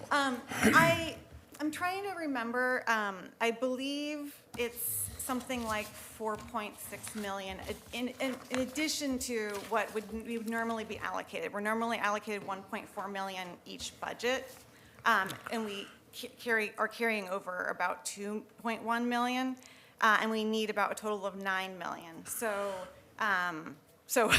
in order to get through 2024. So sorry, I wish I just had this number on the tip of my tongue. So I think the Oregonian reported approximately 4 million. It sounds like that may be some give or take. Does that sound like a fair number based on, in fact, it sounds like that might be a little bit on the light side, but we're talking 4 million. Yeah, the temporary increase for 2024 the program requires about 4 or 5 million more dollars than without reform. Okay. So I would submit to my colleagues, this is not a small amount of change. I don't have a simple solution on how we're going to decrease that ask if we're trying to finance candidates in a small donor program adequately, fully recognizing that folks running in a district do not require the same resources as someone running citywide. I would just ask that we're going to have to figure out how to solve this. Yep. And it overlaps with some truly competing values stated by Portland voters. And there's a direct correlation with number of candidates and the cost of the program, notwithstanding your very valid points about changing the number will have other impacts that might mitigate somewhat around the edges. I'd leave it at that unless there's any other questions for anyone on budgeting matters. I'll save my comments for the end, Okay. but I just want to give a heads up that we have 28 minutes left Okay. before. Thank you, And Susan. I just want to end with something here. I know that we had this conversation 3 weeks ago because it was actually, we went into the details. I was the one person that voted no because I wanted to bring this issue up. It was never a testament about not being supportive of the small donor program. It's that I wanted my colleagues to understand we don't have enough money to pull this off, and we can't assume that we'll have this much money in the fall bump to rely upon it. So I want to thank you for your service. I know you're working a lot of hours. You and your small team, that was my other concern, is we didn't have enough staffing so that we could serve all the good candidates. And I think we have plenty of quality candidates to run for office, and we didn't have enough staffing to pull that off. So we will have to bring this up again in the fall bump, and I just wanted to, once again, caution this since I kind of blew the whistle on it about a month ago. Thank you. Sure. And colleagues, I really appreciate this discussion, specifically around how we pay for public financing of political campaigns. As we heard, I think we have about a $4 million hole here, which we don't know how to fill. I've been thinking about this space a little bit. I think one way we could fill that hole is to put off planned renovations to City Hall, which I think also costs roughly about $4 million. So if we're just looking for ways to make the books balance, that's what I'm thinking today. I haven't fully run it by the budget office or the folks who are looking at the renovations, but I hope that's something we consider as we think about how to balance the budget. We need to move on a little bit, but we might just confirm with Tim in the budget office how renovations will be addressed from a budget perspective, because I think it's not quite apples to apples, Right. but it'd be helpful to sort of get the reminder. And also the mayor has his hand up. He's still on the phone. Would like to give him the opportunity to say something before he drops off. Thank you. Yeah, just quickly, thank you, Commissioner Rubio.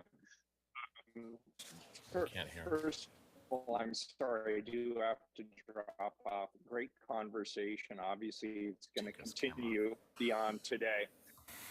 Could you turn off your camera? I also number of seats. I don't think. Mayor Wheeler, could you take your camera off, Is please? that any better? Can you Yeah. hear me? Yeah, Yeah. Can you hear me? Okay. much better. The number of seats being reduced, I don't think necessarily reduces the number of candidates. That's my first point. Second point, to Commissioner Maps, I agree. I think there's probably ways we could scale or look at some of the design work that's currently being done. I met with the architects yesterday, and they seem like they've got a lot of different scenarios and options for us to consider. I'm sorry I have to leave now, but I appreciate the conversation, Commissioner Ryan and Commissioner Gonzalez, and I'm sure it'll continue beyond today. So thank you for organizing this. Great. So, if you don't mind stating your name for the record, and I'll just ask the quick follow-up questions on this. Tim Grew, City Budget Officer. Real quick, because I don't want to take up too much of your time, but just to refresh things a little bit here. We actually took action on the City Hall renovations in the last budget process. You may recall this. The total cost that we have right now is about $7 million. We opted to use the Facility Reserve Fund to basically handle that by doing debt. So what we'll be doing is over a 10 to 15 years, we'll be paying for that construction. That is built into the budget right now. That doesn't mean that you can't change things, but just to remind you that we've already budgeted that amount of money. Does that answer your questions? On that I issue? think, and so just to speak to Commissioner Maps' point, I'm not sure that managing that CapEx is going to alleviate our general fund, just to be clear. I mean, at least it's not a dollar directed. If we need an additional $4 million for small donor, that we would necessarily be able to pull that out of renovation cost. We would have to incorporate that into the budget, and as long as we're talking about the fall bump, I should advise you that our financial issues right now caused me to indicate that we're probably not going to have a whole lot of surplus funds coming out of that bump. When you think about the Fire Bureau's expenditures, you think about the labor settlements that we're doing, and the list I can go on and on and on with you, I would advise you that do not anticipate having a lot of surplus funds in the fall bump at this point. Could be wrong, but that's my opinion. And so I guess, again, not to beat a dead horse, but I don't think there's a simple solution to get to the $4 million small dollar, is protected to ask. So that, put it on the record and we can kind of move on. I appreciate that Can I ask clarification. one quick question? I did want to get one, excuse me, one clarification. My understanding is that the council allocates the amount of funds that they are willing to do on that program. And so you will have the prerogative of adding another 4 million, or you can take that down to something that you think is more reasonable in terms of cost. At least that's my understanding of how the process works. Great. Director Greer, I have a question based on our conversation yesterday. Given that we know that the span of the cost initially when we started this for the transition was pretty wide. And so can you talk a little bit about what things are dependent before we on one another before we have an actual picture of what the total cost of that transition will be and what we're waiting for? First, I'd like to say we've had very little time to examine current situations and costs. My preference would be to come back to you as a council with something in writing. That's our best forecast on what's happening right now. But there are things we currently know. We just talked about the $7 million on the facility thing. We also have the Charter Commission coming forward with the not the Charter Commission, excuse me, the Salary Commission. Yeah. Coming forward with recommendations, not recommendations, but approval of how much compensation will occur. That's not finalized yet, but based upon the information we have currently, that'd be about a $750,000 increase that we would have to find in the budget at this point. However, I do want to clarify on that in the budget process the budget that you just approved, we have a budget note that puts a constraint on compensation increases. And the budget note indicates that we will use the CAL for the council offices and the mayor's office as a target for where we don't want to go over. Now, if it does go over, then we would come back to the council with options on, if you so chose, to increase the compensation level beyond the CAL. So we did intentionally try to put into the budget a boundary around the compensation going forward. And how much of these numbers are dependent on our internal transition developments as well? Well, there are things that we don't know in this area right now, and primarily, I just said the compensation, but we also haven't gotten firm information on staffing levels for the council offices, for the mayor's office, for the chief administrator. But these are things that we're working on in the transition team, and that is information that will come to you in October, and hopefully at that time, we'll be able to give you a firmer cost estimate on the overall transition. Great. That I think you can bank on better Great. going Thank you. forward. Thank you. We do have David Knowles. Do you mind coming back up? If you had a moment. David, I know that you had to leave at 11:15, and we're now moving on to item 3, right? Referral Yeah. 3, and it's looking at the referral. The referral 3 is on the form of voting. So everyone's all in for ranked choice voting. The question on the table is moving perhaps away from the transferable idea and then having separate seats. And I'm sure that was a long discussion, and I know you were part of the commission, so we wanted you to weigh in before you left. Right. Again, I'm not here to relitigate the last campaign. What I can do is tell you what those of us who opposed it were saying in our statements of opposition, and I cited the example of the editorial boards in our presentations there, and both of the Willamette Week and Oregonian endorse our position. Our concern with the David, do you mind check to see if that microphone's on? It's a little bit Well. faint. Oh, okay, there we go. Okay, it's not close enough. So our primary concern with the proposal around ranked choice voting and the structure of the districts was, one, that it was confusing. It's a system that has not been used anywhere else in the country. It's completely untested. It's experimental. That was our view. Second, it was never clear exactly what the percentage of votes was you had to get in order to succeed, but it was certainly well below 50%, which is what people traditionally associate with winning a position, or at least a plurality that's north of there. And third, we were concerned about the dilution of accountability because there are 3 people running in every district, and there will be a question, I think, in citizens' minds about who they hold accountable for delivering services to that district.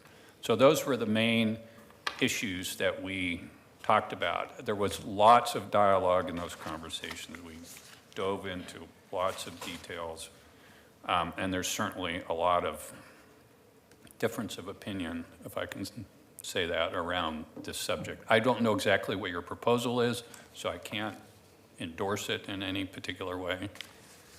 And David, I'm sorry, we went a little bit out of order. We were just where time was running. Right, so well, I appreciate that. Now, let me say something on the subject that you were just visiting, if you don't mind.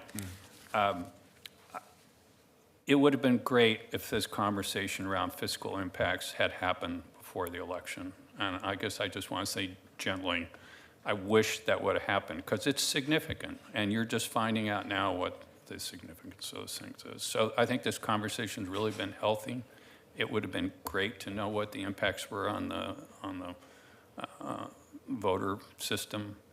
I'm glad we're hearing some of those numbers now. But I think it just emphasizes to me the importance that you all have as stewards of this new system to get the facts out there now, good facts and bad facts, and let citizens know what's happening. Because your staff is working very hard to implement the measure approved by the voters. Thank you, David. I know you're you had to be out of here by 11:15, so thank you for Right. coming up once again. Yeah. I appreciate it. Thank you. Council, would you all be willing to extend by about 15, 20 minutes to have? Yeah. Sure. 11:50 Okay, if we great. were counting the Yes. numbers right. Okay. Yeah, thank you. Thanks so much, David. Thanks, David. Mike Alfoni, would you mind coming on up? Well, just so you have your handy here. I am going to go over some historic points, highlights of the existing 2025 charter changes, and I'm going to do it fast in the interest of time. And just going to remind on a couple of pieces. One, that ranked choice voting is deeply embedded in the 2025 charter. And just a general commentary, I have zero appetite on unwinding ranked choice voting. And I suspect Commissioner Ryan shares that perspective. That is not why we're talking about this item.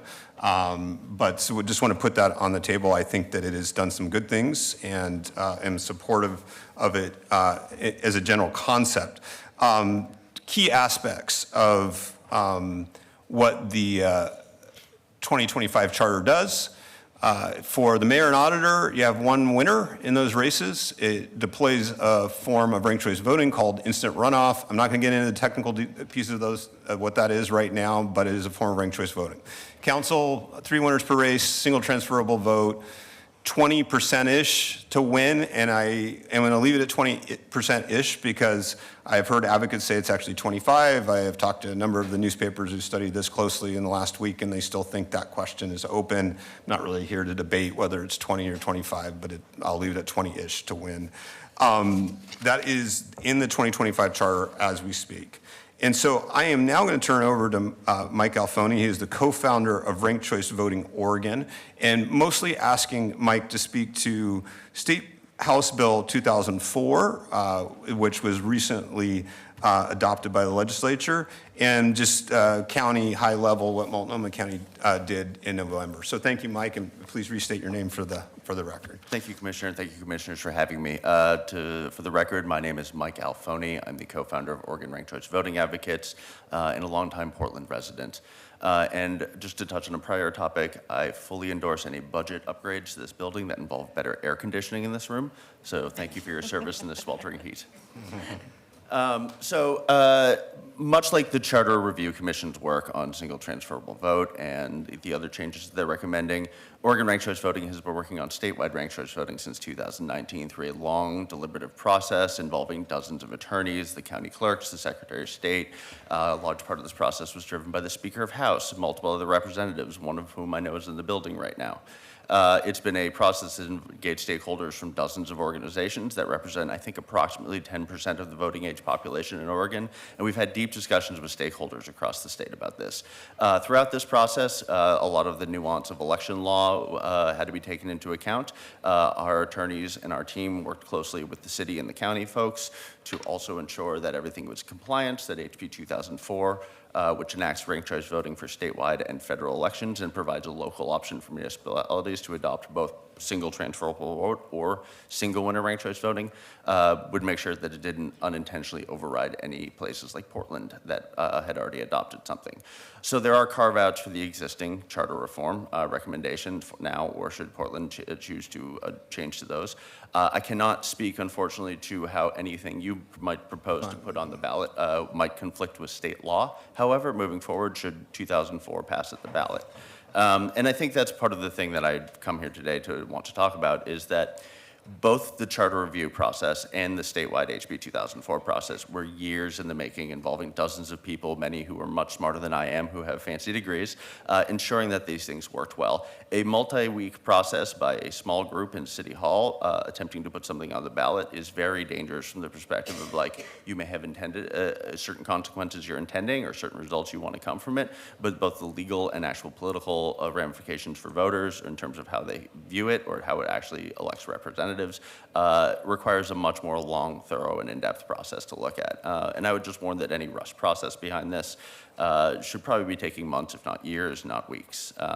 And that's how both the other two things have gone, and still we're working through some of the details. And one of the reasons for our implementation date when we moved back was to ensure we had multiple legislative sessions to ensure continued, edits we're able to make on the statewide level. I think it could be done faster, but we did that in deference as part of the legislative process. So I just wanted to say thank you for your work examining these things today, but I would say that the timeline, I think, is too short to recommend substantive changes to both the voting methods, the districts, and the number of counselors, because these are all interrelated, and any one of these could cause, should one of these things pass at the ballot as a change, it could throw the whole system out of whack, either legally or politically. But I appreciate the broad-ranging discussion around these issues, and I'm happy to answer questions. So, Mike, I just have a couple of follow-up questions with respect to House Bill 2004. So it essentially supports ranked choice voting, and it supports at least two different scenarios, correct? One where you have a single winner and a scenario where you have multiple seats that are being elected in the same election. Correct. And the statewide bill uses the single winner, and I'll be frank, I think several of us would have loved a proportional single transferable vote for the state legislature and systems, but I think that because we were the first group ever to get a ranked choice voting bill passed through a state legislature, we've already made history. We all believe internally that the gold standard for election reform is proportional representation or single transferable vote, and so part of the bill allows municipalities to adopt either that or single winner for their elections. So, and I want to make just sure I hit that first part. So the instant runoff single winner is explicitly spelled out in House Bill 2004. For statewide and federal offices. For statewide and federal offices. The scenario for multiple winners in a race is also contemplated by the statute or as a separate section, but is it fair to say there's some more work to be done as to what the Secretary of State will articulate as the standards for how those races will work? It wouldn't just be the Secretary of State, it would be in consultation with the county clerks, and I'm assuming that Tim Scott, who has been amazing through this whole process, would be a large voice in the room, having been implementing it himself. Got it. So, okay. And again, it's a local option, which they already have. The Oregon Constitution is actually the only one in the nation that allows for ranked choice voting as part of the Constitution, which is a fun fact. So the local option is more about providing guidance and some technical support. It doesn't necessarily mandate which one to pick or anything like that. That should be up to voters and city councils and such. And then high level, Multnomah County don't expect you to be a complete expert on that, but I think you're conversant on the subject. So that's an instant runoff, single seat, is that correct? Yeah, single winner ranked choice voting, yep. Okay. Again, I thought Mike was an important input into this process. He's paying attention to what's going on locally. He's very conversant in what's going on nationally. I have some other pieces to get to on this subject, but did anybody have questions for Mike right now? I have some questions. So Mike, thank you so much for being here and answering very quickly, short notice also about all of our deliberations today. I have a question, and it's directed at Louise as well, if you want to weigh in, and I know we have short time, but so given we have so many people working on this right now, 13 volunteers on the district and commission, we have 15 people on the transition advisory, 5 salary commission members, 15 staff in all county. In your experience, how will any of these proposals then impact that work going on? What is your opinion about that? Just to be clear, Mike has not yet seen Okay. what we have, he hasn't yet seen what we've proposed. Oh, okay. So, Well, a potential proposal. I mean, I think the thing in my mind is it doesn't matter what the proposal is, it's going to be an absolute mess. You have multiple proposals coming through, they get approved for charter reform, that gets changed again, and then there's a voter campaign. there'll be money, I'm sure, put on both sides of it, which is going to be more loud noise going on in the city. In a time that people already distrust elections, I mean, this is why we work on this stuff, right? It's because democracy is a dumpster fire right now. There are huge concerns at the city and national level, and to go back and forth in front of voters, it makes us look like a clown car, and it's not going to build trust.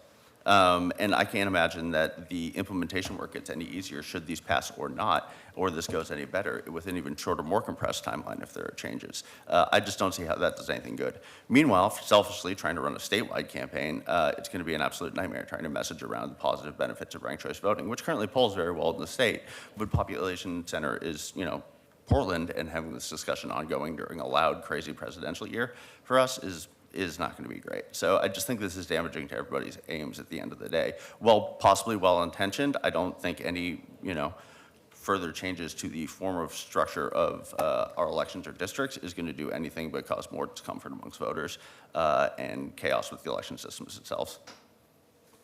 Thank you. Not to understate it or anything. I don't have particular follow-up questions on it. I mean, I'll let my colleagues. Let me ask, I appreciate the dialogue and whatnot, but I felt like we have missed an important step here, which is to actually articulate what the proposal on the table is. So in terms of ranked choice voting, what is the proposal on the table and what problem does that proposal fix? The current proposal would be single winner races and with instant runoff, and to the maximum extent to comply with House Bill 2004, but in general to map exactly the way we're going to run the mayor's race and the auditor's race. And as you'll see in the language, the proposed code language, it actually simplifies our city code because you have one mechanism of describing how every race is going to be done, as opposed to we now have a rather convoluted long paragraph on single transferable voting in the city code that would go away, and you have a simple, relatively simple sentence on how elections would occur. Okay, so the benefit, so we're staying in the space of ranked choice voting. Absolutely. The proposal is to just have a simpler form of ranked choice voting for council seats? Yes, and also to have the same mechanism I'm sorry, I'm just making sure my screen's not dropping, and to have the same mechanism used in the mayor's race, the auditor race, in each council seats. Part of the logic of that is not to disrupt the work that the districting process is going through, so that you'd still respect 4 districts, you'd still potentially with a smaller council, 8 versus 12. So trying to keep within the contours of some part of what voters approve there, but just aligning, having one method of computation of votes in city council races. There's a thought, there's a logic that it also aligns with what Multnomah County is doing, and the fact that they will also be doing an instant runoff with single votes. Mike has pointed out, Frank helpfully, that sometimes in the communication to voters, you can still explain, you rank, whether you're using single transferable or instant runoff. I thought that was a legitimate point, that you're still telling voters, rank your candidates the way you like, and there's going to be some very complicated computation on instant runoff. Single transferable. But at the end of the day, you still rank candidates according to the way you like them. So I would just offer that as a counter argument. But the thinking is that the city code, our election code would be simplified if we're using the same mechanism for all races that is roughly, I think it is the same way to the county, although someone can point out differences, and that is tied, whether explicitly, very, very closely to what the state's doing for statewide or federal elections, and if we need to tweak it further to comply with that, I think that's doable. So Commissioner, this proposal would actually put 14 separate races in front of the voters as opposed to 6. No. Is that true? It would be 8 plus 2, so it'd be 10. This is a separate issue. We're not on the issue of 12 versus 8 right now. We're on the issue of what this ranked choice system would look like. We moved on from 12 versus 8. Well, I'm under the assumption that we're talking about 12 people joining council. And the discussion we're having right now is to move from the transferable vote and actually having specific seats. So it would be 14 separate races as opposed to 4 races for council. Thank you for nodding. I thought I was making sense. And then for the auditor and the mayor. So because we're on the final proposal, I wanted to stay focused on that and assume that we would stick with 12. And would these be separate measures on the ballot? Yes. Because Yes, if they one got would. voted Thank you. down, Say then that the often. other would have to happen anyways, correct? Pardon me?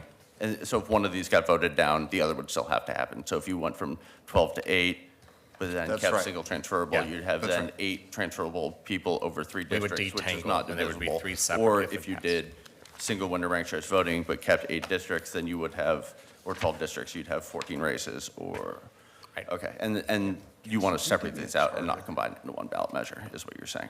Pardon me? And this is being discussed as being put not into one ballot measure that works together. Not in but- one. But separate ones, would like be three. pieces could be We done. believe the original polling that said that voters would like to see things broken out separately. So And if we so you bring could these end up back, we would of course do Like that. with one district with 2 representatives and 2 districts with 3? Yeah, depending on Okay. if that goes on the ballot. Is that constitutional? Like, is Yeah, that breaking it fair is. representation laws? I think we, Is transferable voting Yeah. constitutional? Absolutely, it's throughout the Supreme Court. just to be, I'm sorry, I've lost my slides, so we're going to have to pivot here a Thank you little for the bit. clarification. We're going to try and project as best we can, but I'm probably just going to have to speak to the slides. So Dan, I don't want to, there is some game theory to sort of, or scenarios that we can play through. If one passes and the other one doesn't, there are a couple of scenarios that we can talk through, but we have separated. It would be separate them races, and That's my point. And I think the code provisions will work effectively, even if only one passes or others, but we'll put it out there and let it be crowdsourced a little bit. Unfortunately, I can't share my slides, I think, effectively until we fix our battery situation here. I'm probably gonna need about a 1-minute break here, if that's okay.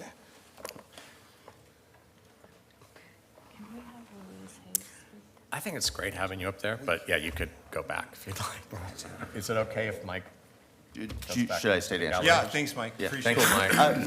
Mike. I might make a final, I just do want to say again, the ballot would look the same. I think that, thank you, Commissioner, for raising that point. I think that's important to put on the record, is that STE versus a single winner. The ballot looks the same. It's the same experience for the voters ranking ballots.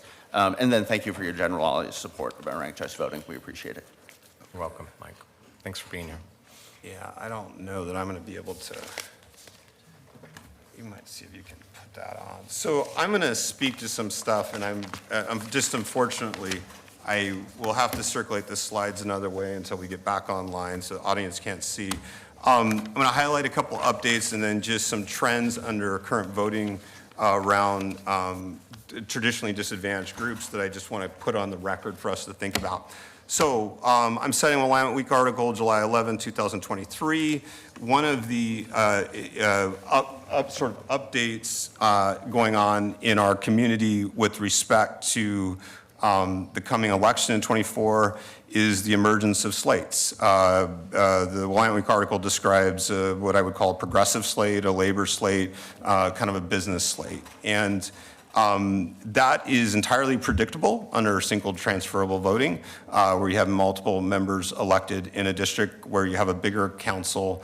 What I would call out for those listening, I'm sorry I have to go through this fast, but this is a fundamental shift in the way we have elected our representatives as city council. And that whether that's a good thing or a bad thing, it just gets caught up in the broader conversations of charter reform with such a complex package. Then, it will arguably be less about a particular individual you're voting for or against. There is going to be influence of slates. And I would submit to the listening audience that they think that through, that is a shift. And whether that is more similar to what occurs at the state legislature or less similar, I think that's debatable. But I would just kind of want to submit that to the record that I'm not always sure this part was fully weighed by voters just because it was tied in city administrator, geographical representation, and some other pieces that sort of get lost on how that might change Portland elections. Okay, we're getting caught up. I'm going to hit voting trends in recent years under the old system, mostly just to put it on the record, specifically around traditionally, thank you very much. And I'm going to just, all right, I think folks at home can see this now. And, you know, much of the discussion, I think there are arguments for ranked choice voting that transcends the topics I'm going to hit here in a second. I do think it can contribute to moderation. I think it's done great things in states like Alaska, where you were able to defeat a far-right candidate with a more centrist candidate. So I just, again, putting that on the record, I'm a fan of ranked choice voting in many, many respects. I think some of the elements, however, that single transferable voting is attempting to solve for are maybe problems I think at least we should consider whether it's a problem we actually have in the city of Portland right now. So going to go through recent elections in at least the composition of the city, county, and school board in the city of Portland. And not that race or gender are the only ways to evaluate traditionally marginalized groups, but would at least like to put this on the record as to current composition of city council, Multnomah County, Portland Public Schools. So city elected officials, this includes the auditor, mayor, and your commission, 4 out of 6 would identify as either non-white or Hispanic, while 26% of Portland residents identify as such in the 2020 census. So you're actually seeing very high representation from traditionally marginalized groups at the city council level. You see a similar dynamic at Multnomah County level. 3 out of 7 of the electeds are identified as either Hispanic or non-white. And Portland Public Schools, 4 out of 7, 57% are Hispanic, non-white. And you can see the relative to both Portland residents in Multnomah County. Again, all of these elections are under traditional election models. All of these would arguably be very different if you were to go back 10 years ago in the city of Portland, where we've long had reports of strong preference for white male voters, or white male candidates. There has been a shift in Portland electorate in recent years, notwithstanding we're using very traditional methods of elections. If you really want to do your homework on this topic, look at how Portland Public Schools elects its board members. There's an argument that it has one of the, structurally one of the weakest methods of electing candidates in terms of unfair outcomes to traditionally marginalized groups, and yet it is a very diverse city board today. So it's just of note in terms of thinking about what problems we're trying to solve with our voting system.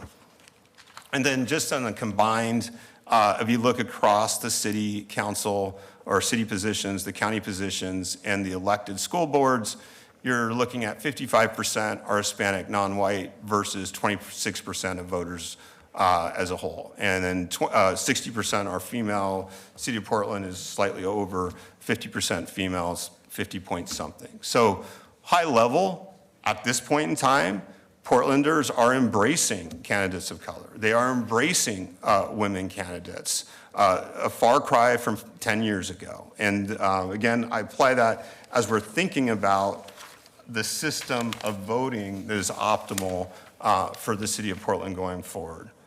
One last sort of general concern that we've heard, that I have certainly heard, and I believe Commissioner Ryan has heard from voters at different times, and that is, how do we replace incumbents we don't like? Many in the audience may want to replace Dan and I after submitting all of this. And one of the questions, this has actually come up quite a bit. And you look historically at the commission form of government, it was very hard to unseat incumbents. But you're actually seeing in recent years, that's changed a little bit. In fact, 3 of the last 4 voting cycles have seen incumbents unseated, Hardesty, Daly, and Novak. That is, voters are speaking with their votes. If they're unsatisfied with an incumbent, they are voting them out. I think that's a good thing for our democracy. That reflects positively on our system. And so we get back to the 20-ish percentage threshold for electing members under single transferable. And the question is, have we taken away inadvertently the ability for voters to unseat unpopular incumbents? And with the threshold of 25%, all of us have name ID up here. I would just ask that we consider whether we're taking away voter recourse here. I think with that, I'll just turn over some basic questions. This is really for my colleagues, and I'll leave them up here, but and I'll read it out loud for those who can't see the slides. It's a little bit small, but if Portland voters are embracing candidates from marginalized communities, what problem is single transferable voting solving for?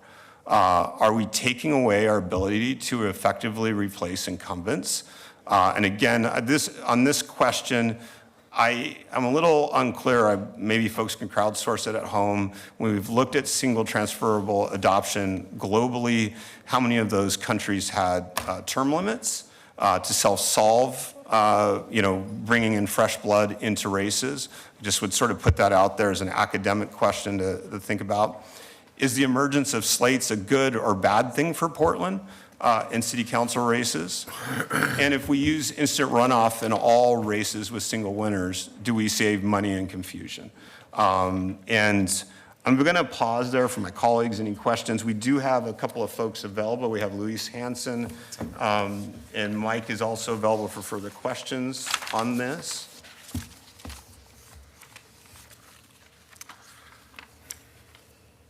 Are you going to have Luis come up? Louise? Yeah, thank you. Thanks. Thanks for your patience. And it looks like we do have a couple of other folks that may still be available. We have Tim Scott and Robin Yee. I don't know if they're still here. Again, this is under the heading, ranked choice voting, whether instant runoff versus single transferable.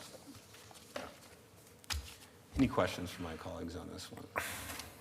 I know, Commissioner Mapps, you've had a lot of questions on this. Well, yeah, and frankly, I probably have more of a statement here. If anyone has any authentic questions, you should probably raise them. I can offer my. Hold off on Yeah, I'm sorry, I jumped over. Louise, please go ahead. Thank you. Commissioners, I'm Louise Hansen. I use she, her pronouns, and I'm the city's elections officer. I have with me as well today. My name is James Eccles. I use he, him pronouns. I'm an elections analyst in the auditor's office. First of all, I'd like to thank you for the opportunity to speak with you today. The elections office, which is housed in the office of the auditor, is devoted to implementing the will of the voters, whether through current or future charter reform efforts. However, at a time when implementation of the current transition plan is well underway, we feel it necessary to illuminate impacts on our office as well as candidates and voters if charter changes similar to the ones proposed are referred and passed. From an elections administration standpoint, any changes to the charter similar to the ones that have been proposed may have significant logistical, timeline, education, and cost impacts to be aware of in making a fully informed decision. Much of what I'll cover was in the email that our office circulated to you and your staff yesterday, but I appreciate the opportunity to elaborate on these points related only to the elections-related amendments here. I'll run for you through a few topics: changes in elections administration and outcomes, impacts to the candidate and voter experience, impacts to the city's efforts for voter and candidate education, and costs of implementation. First, as to changes in elections administration and outcomes. As a reminder, the current charter includes two forms of ranked choice voting: instant runoff vote, which is used for contests with single winners like mayor and auditor, and single transferable vote, which is used for council races with multiple winners per multi-member district. Single transferable vote is a method designed to arrive at the councilors that are the most representative of a given district through proportional representation. With single transferable vote, you will always end up with the candidates who have the most support in the district. The removal of single transferable vote as a method in the proposed charter amendments will have several impacts in the administration and outcome of the election. To have multiple winners in a district using instant runoff vote, you need individual contests for each seat available in the district as is proposed. For example, there would be a contest for District 1, Seat 1, and a separate contest for District 1, Seat 2, and so on. In contrast, under single transferable vote, a voter can rank from one pool of candidates which top 6 candidates they would like for the 3 available councilor spots in the district, which is designed to result in a more representative council. Splitting the council positions into multiple seats may have the unintended consequence of resulting in a winner that does not have the most support in the district. This might look like the following.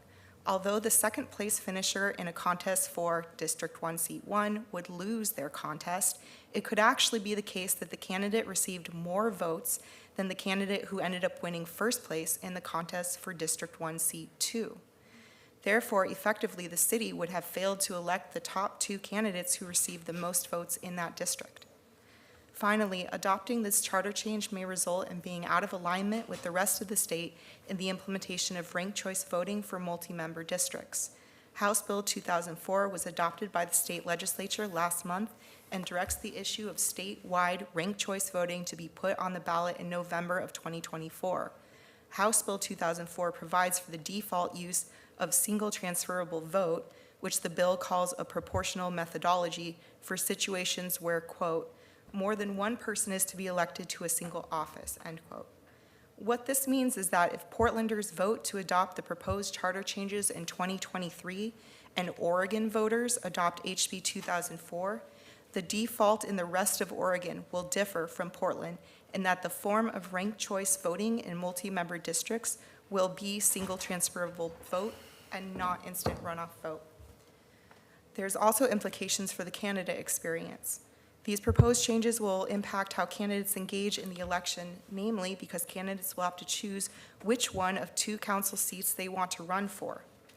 This has the potential to alter the political strategy taken by candidates, leading to increased polarization and decreased cooperation, 2 considerations discussed by the Charter Commission in ultimately choosing a single transferable vote option. Setting up competing contests in this way may incentivize candidates to choose last minute which seat to file for out of a strategy and a desire to know the full field of competing candidates that would be faced for each seat. If this impact occurs, facilitating last-minute filings will put a strain on City Elections Office staff and resources to timely process and file candidate applications. Another issue we've identified that may serve as an example leading to potential candidate confusion is that candidates have already begun filing in the ORSTAR state system, as is required if they're spending or receiving campaign funds. If the proposed measures pass, candidates who have filed in ORSTAR will have to amend their ORSTAR statements within 10 days to reflect the specific seat within a district they are running for.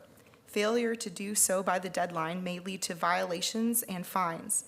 At present, we are unclear when the 10 days would begin running, and we don't express an opinion on this, but we wanted to flag this as an area of confusion and possible liability for future candidates. In addition to changes for candidates, these proposals would alter the voter experience by increasing the number of contests voters see on their ballot and could risk higher levels of voter fatigue. Under the current charter for councilor elections, voters can rank up to 6 candidates from one pool to fill 3 seats. Under the new system, they could rank as many as 12 or 18 candidates for council across 2 or 3 different contests for a single district. When the mayor and auditor races are considered, as all positions will be up for election in November 2024, the elimination of single transferable vote could result in a scenario where each Portland voter has 5 contests on their ballot with the possibility of ranking up to 30 total candidates. If the council size is also reduced from 12 to 8, each voter will have 4 contests on the ballot with the possibility of ranking up to 24 total candidates. At some point, voter fatigue and voter errors may become an issue. In our previous conversations about voter fatigue, which commissioners raised as a point of concern, our analysis was in the context of single transferable vote, and we did not think voter engagement would be diminished by ranking up to 6 candidates for one councilor contest, nor did we think the data supported concerns about widespread errors. but we did not engage on the question of whether needing to rank different counselor candidates in multiple counselor contests under an instant runoff approach might cause fatigue and ballot marking errors. We raised this point that we believe this could use further analysis. Next, I want to address timing, candidate education, and voter education. We have heard from multiple jurisdictions that robust education is the most critical thing to ensuring a successful rollout of a new system of elections. We believe the referral and passage of these amendments would complicate the city's ability to successfully deliver voter and candidate education. This complicates education in a few ways. It slows down our preparation and takes away capacity at a critical time, and it adds further confusion among voters and candidates. In terms of capacity, these amendments will require code changes that will have to be completed in a very short amount of time, limiting or even possibly eliminating our ability to conduct any meaningful public engagement as we did with the last round of changes to the candidate elections provisions in the code. While these changes can be made in time, the code revision process will take staff capacity and detract from other priorities, including candidate and voter education.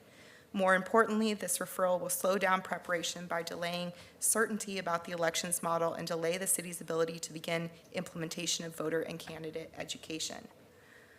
The delay will impact candidates in a few ways. First, the City Elections Office will likely be unable to finalize amendments to the candidate filing guide until the new code has been adopted. Delays to finalizing the method and seat configurations will also impact the City Elections Office's planned efforts to offer new trainings for candidates. The City and County Elections Office may face the conundrum of trying to educate candidates on 2 different possible election scenarios and/or having to delay aspects of candidate education until voting results on the proposed measure have been settled. Ultimately, the biggest impact of disrupted candidate education could be that candidates are less prepared to educate the voters on ranked choice voting. This weakens a critical tool because candidates have by far the most frequent engagement with voters and have strong incentives to make sure their voters know how to vote. Continuing on with voter education, we have highlighted before the critical role that voter education has in the successful implementation of ranked choice voting. There are several areas where delays and confusion may directly harm that chance at success. Regardless of which of the 3 prongs of voter education we are talking about, standard government channels, our contract with United Way, or candidate education, the elections-related ballot measures will throw into uncertainty how we carry out our plan. Training of staff, candidates, and voters directly. Sorry, I just want to caution, we're at time, so if there's some themes you want to help wrap up, that would be great. And we want you to come up to put into the public record what the emails was saying, so thank you for being up here. We'll get your email in. I think it's hit a lot of the points. If there's any other parts to summarize, I did have some follow-up questions. I'm not sure. I would just like to say, I think we'd like to submit at least this full, more expanded statement to you all. We were not informed we were under any time constraint specifically, so I would like to at least highlight that if this proposal is put on the November 2023 special election, because it's a special election, that cost will need to be absorbed completely by the city if we're the only jurisdiction on the ballot. We have updated cost estimate from the county, estimating that if we're the only jurisdiction, it will be at least $630,000 in order to put this on the ballot. So I did want to highlight that for you all. Appreciate that, Louise. Do we have time for Thank a couple you. questions, or how do you want to do it? Well, we are at 11:52, and I know that Commissioner How about if we Knopf just all has say final a thoughts? meeting. Actually, I've already missed my meeting, so. Oh, okay. So are people willing to stay for another 10 minutes or Yeah, so? give us a chance to say final thoughts and a Okay. question. Yeah. I just had a couple for Louise. Okay. Louise, thanks for your office, for your comprehensive response yesterday. I did have a couple of quick follow-up questions on what you sent last night and some of what you've hit on today.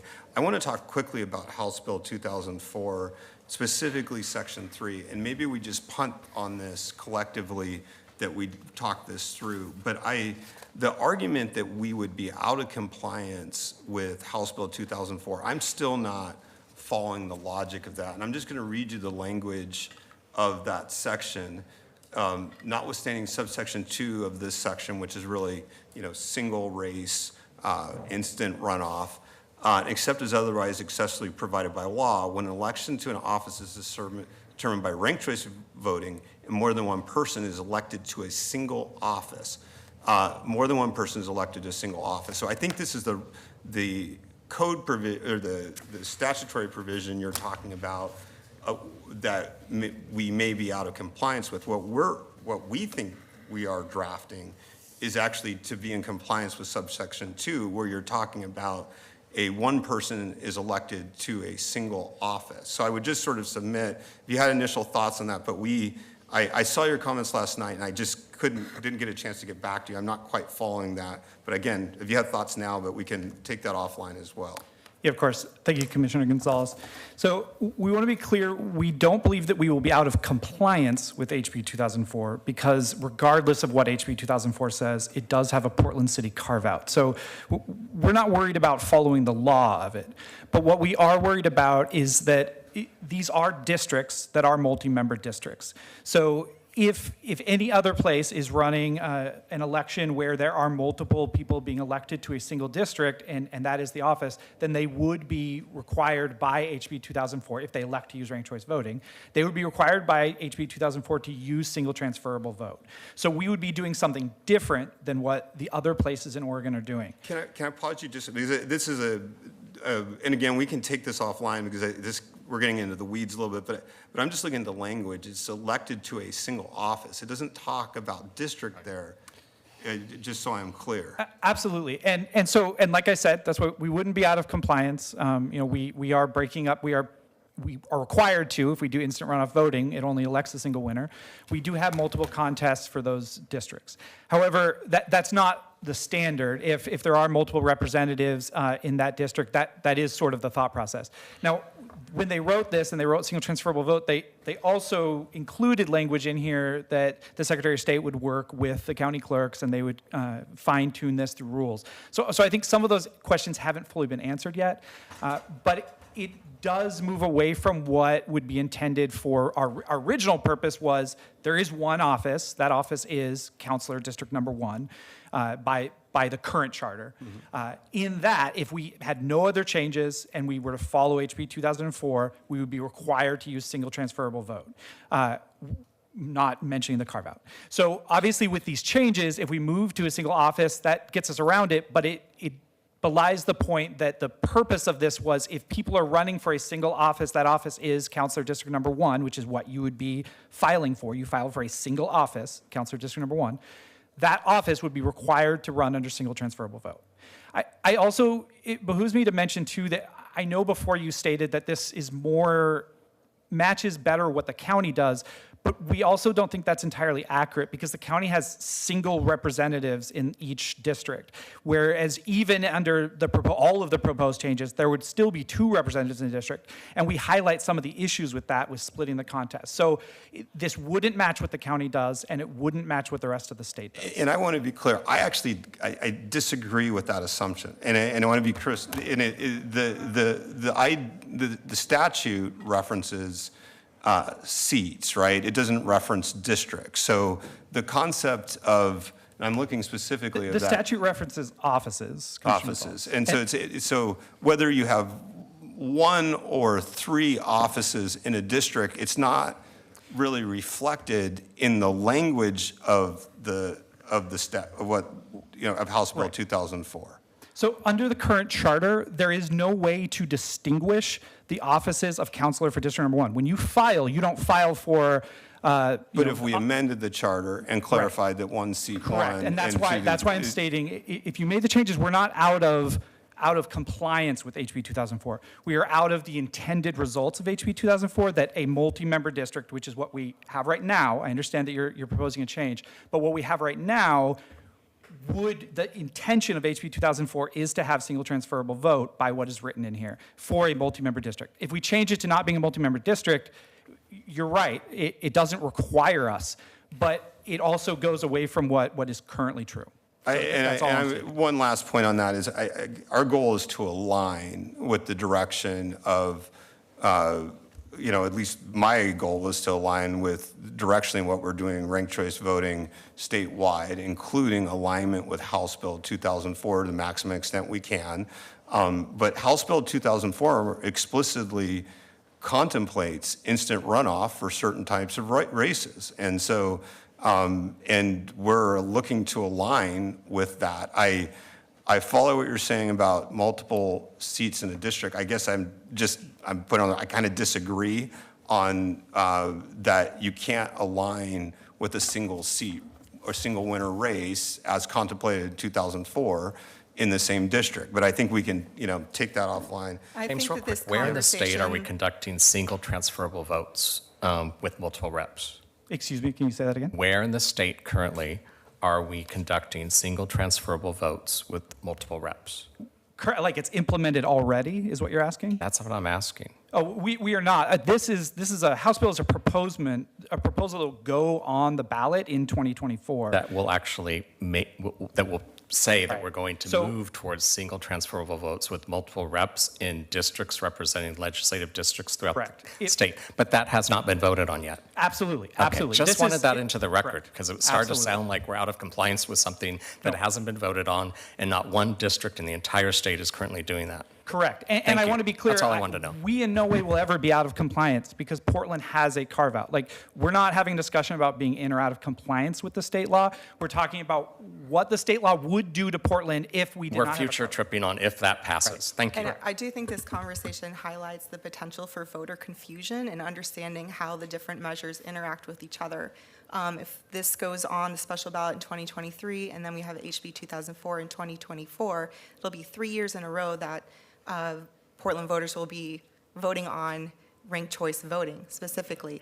And there's a concern that when HB 2004 comes around, will Portlanders be confused about whether or not that question wipes away changes that may have been passed in 2023? Yeah, thank you for that, Luis. I do, and I don't want to hog, one other sort of follow-up on this point. And I'm talking specifically voter confusion. So again, Mike was very helpful in walking me through how voters vote, whether they're using a single transferable or instant runoff. You're essentially telling voters the same thing. Rank your candidates the way, top to bottom, right? That's the methodology, or at least the framing you're telling voters. So I guess I'm struggling with how much confusion we think we are adding on this point. I understand what you're saying, that there's a lot of talk out there about,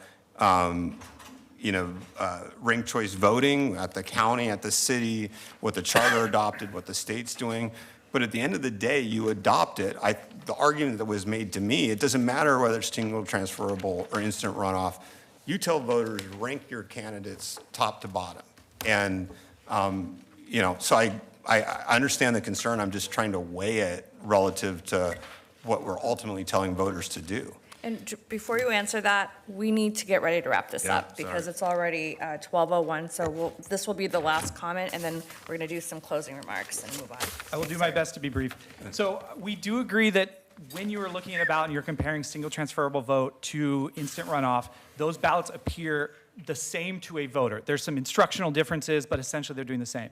What we're talking about now, though, is that you're going from in a district, a voter is going to be ranking 6 of their top candidates, figuring out, now they have to figure out, well, who is running against who? You may not be running against someone else that is in the same district. They also have to figure out, now I need 12 or 18 candidates. So there are additional factors that is the difference between what we have now and what we're implementing, not necessarily the difference between single transferable vote and instant runoff. So and we have no idea what the campaigns are going to say if this makes it on the ballot. I mean, we then have to combat third-party programs issuing statements and arguments about these methods that then we have to figure out and adjust our educational response. Okay. All right. Well, I think we're going to wrap this up. I'm going to give my colleagues opportunity to speak here in a second. I so appreciate the engagement of city employees, members of the community on this. And I want to take a step back and reiterate what our intent here. As city council members, as we have been privy to increasing cost information over the summer. And at a time of very difficult a very difficult budgetary environment for us. We're kind of at a moment of either speak now or forever keep your peace, truly. The train is on its way to the 2025 charter. It has left the station. And so we're not here to disrupt. We're here to at least question, should we make refinements, or more specifically, should we refer to voters a couple of refinements to what was adopted last November? And we thought it made sense to bring together a work session fairly quickly. Admittedly, we had some gaps in some parts of that, so I appreciate your all's indulgence in this. But we wanted to put out in the open some private conversations that were occurring in City Hall as we were starting to get a look at the real impact of these charter changes. And so I very much appreciate the public's engagement, our city employees' engagement on this, and my colleagues' engagement. And I will leave it with that. I want to thank everyone for showing up. I want to say that I was very attached to having a work session before we might choose to put these proposals as a first reading next week. I wanted to make sure we could have this type of dialogue. Once we put it as a referral, it will be different. It'll be an opportunity for people to testify and we listen. But today was a chance to have some nuanced dialogue. I'll never forget some of the comments that were made today. Mike, you said, no matter what, this is going to be confusing and challenging because that's change. And I don't mean to put words in your mouth, but what I heard is no matter what system we use, it'll be a challenge and it's an opportunity as well. I'm only really here to say that I'm grateful that we did this. I'm also very attached to not watching this happen without weighing in as an elected official, as a public servant. I was most concerned, as many yes voters have been that have approached me, that we're entering into an executive legislative form of government without a very common tool of veto and, don't forget, the override opportunity for council. And so that's the one I'll leave you with that I am very attached to. The other two, I was really excited like everybody else. I was curious to hear more about it. I was always confused why 70% of the polling suggested that voters wanted these to be broken out. And so I wanted to take an opportunity, why it's not too late, to pull these out and maybe give voters a chance to weigh in. Thank you. This is democracy in action. Thanks.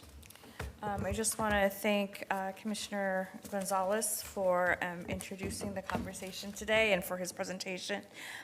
For me, I'm really going to be thinking, I mean, we did have a very robust conversation in the community over, a year plus.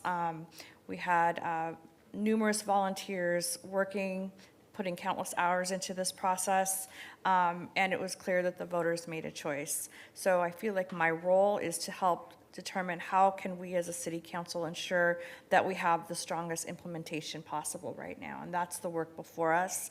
I really appreciate the comments of everyone who showed up to speak today, both staff and guests, and really, we've have a lot to think about. So thank you so much for sticking it out to past noon. And with that, we will adjourn. Thank you, everyone. Thanks.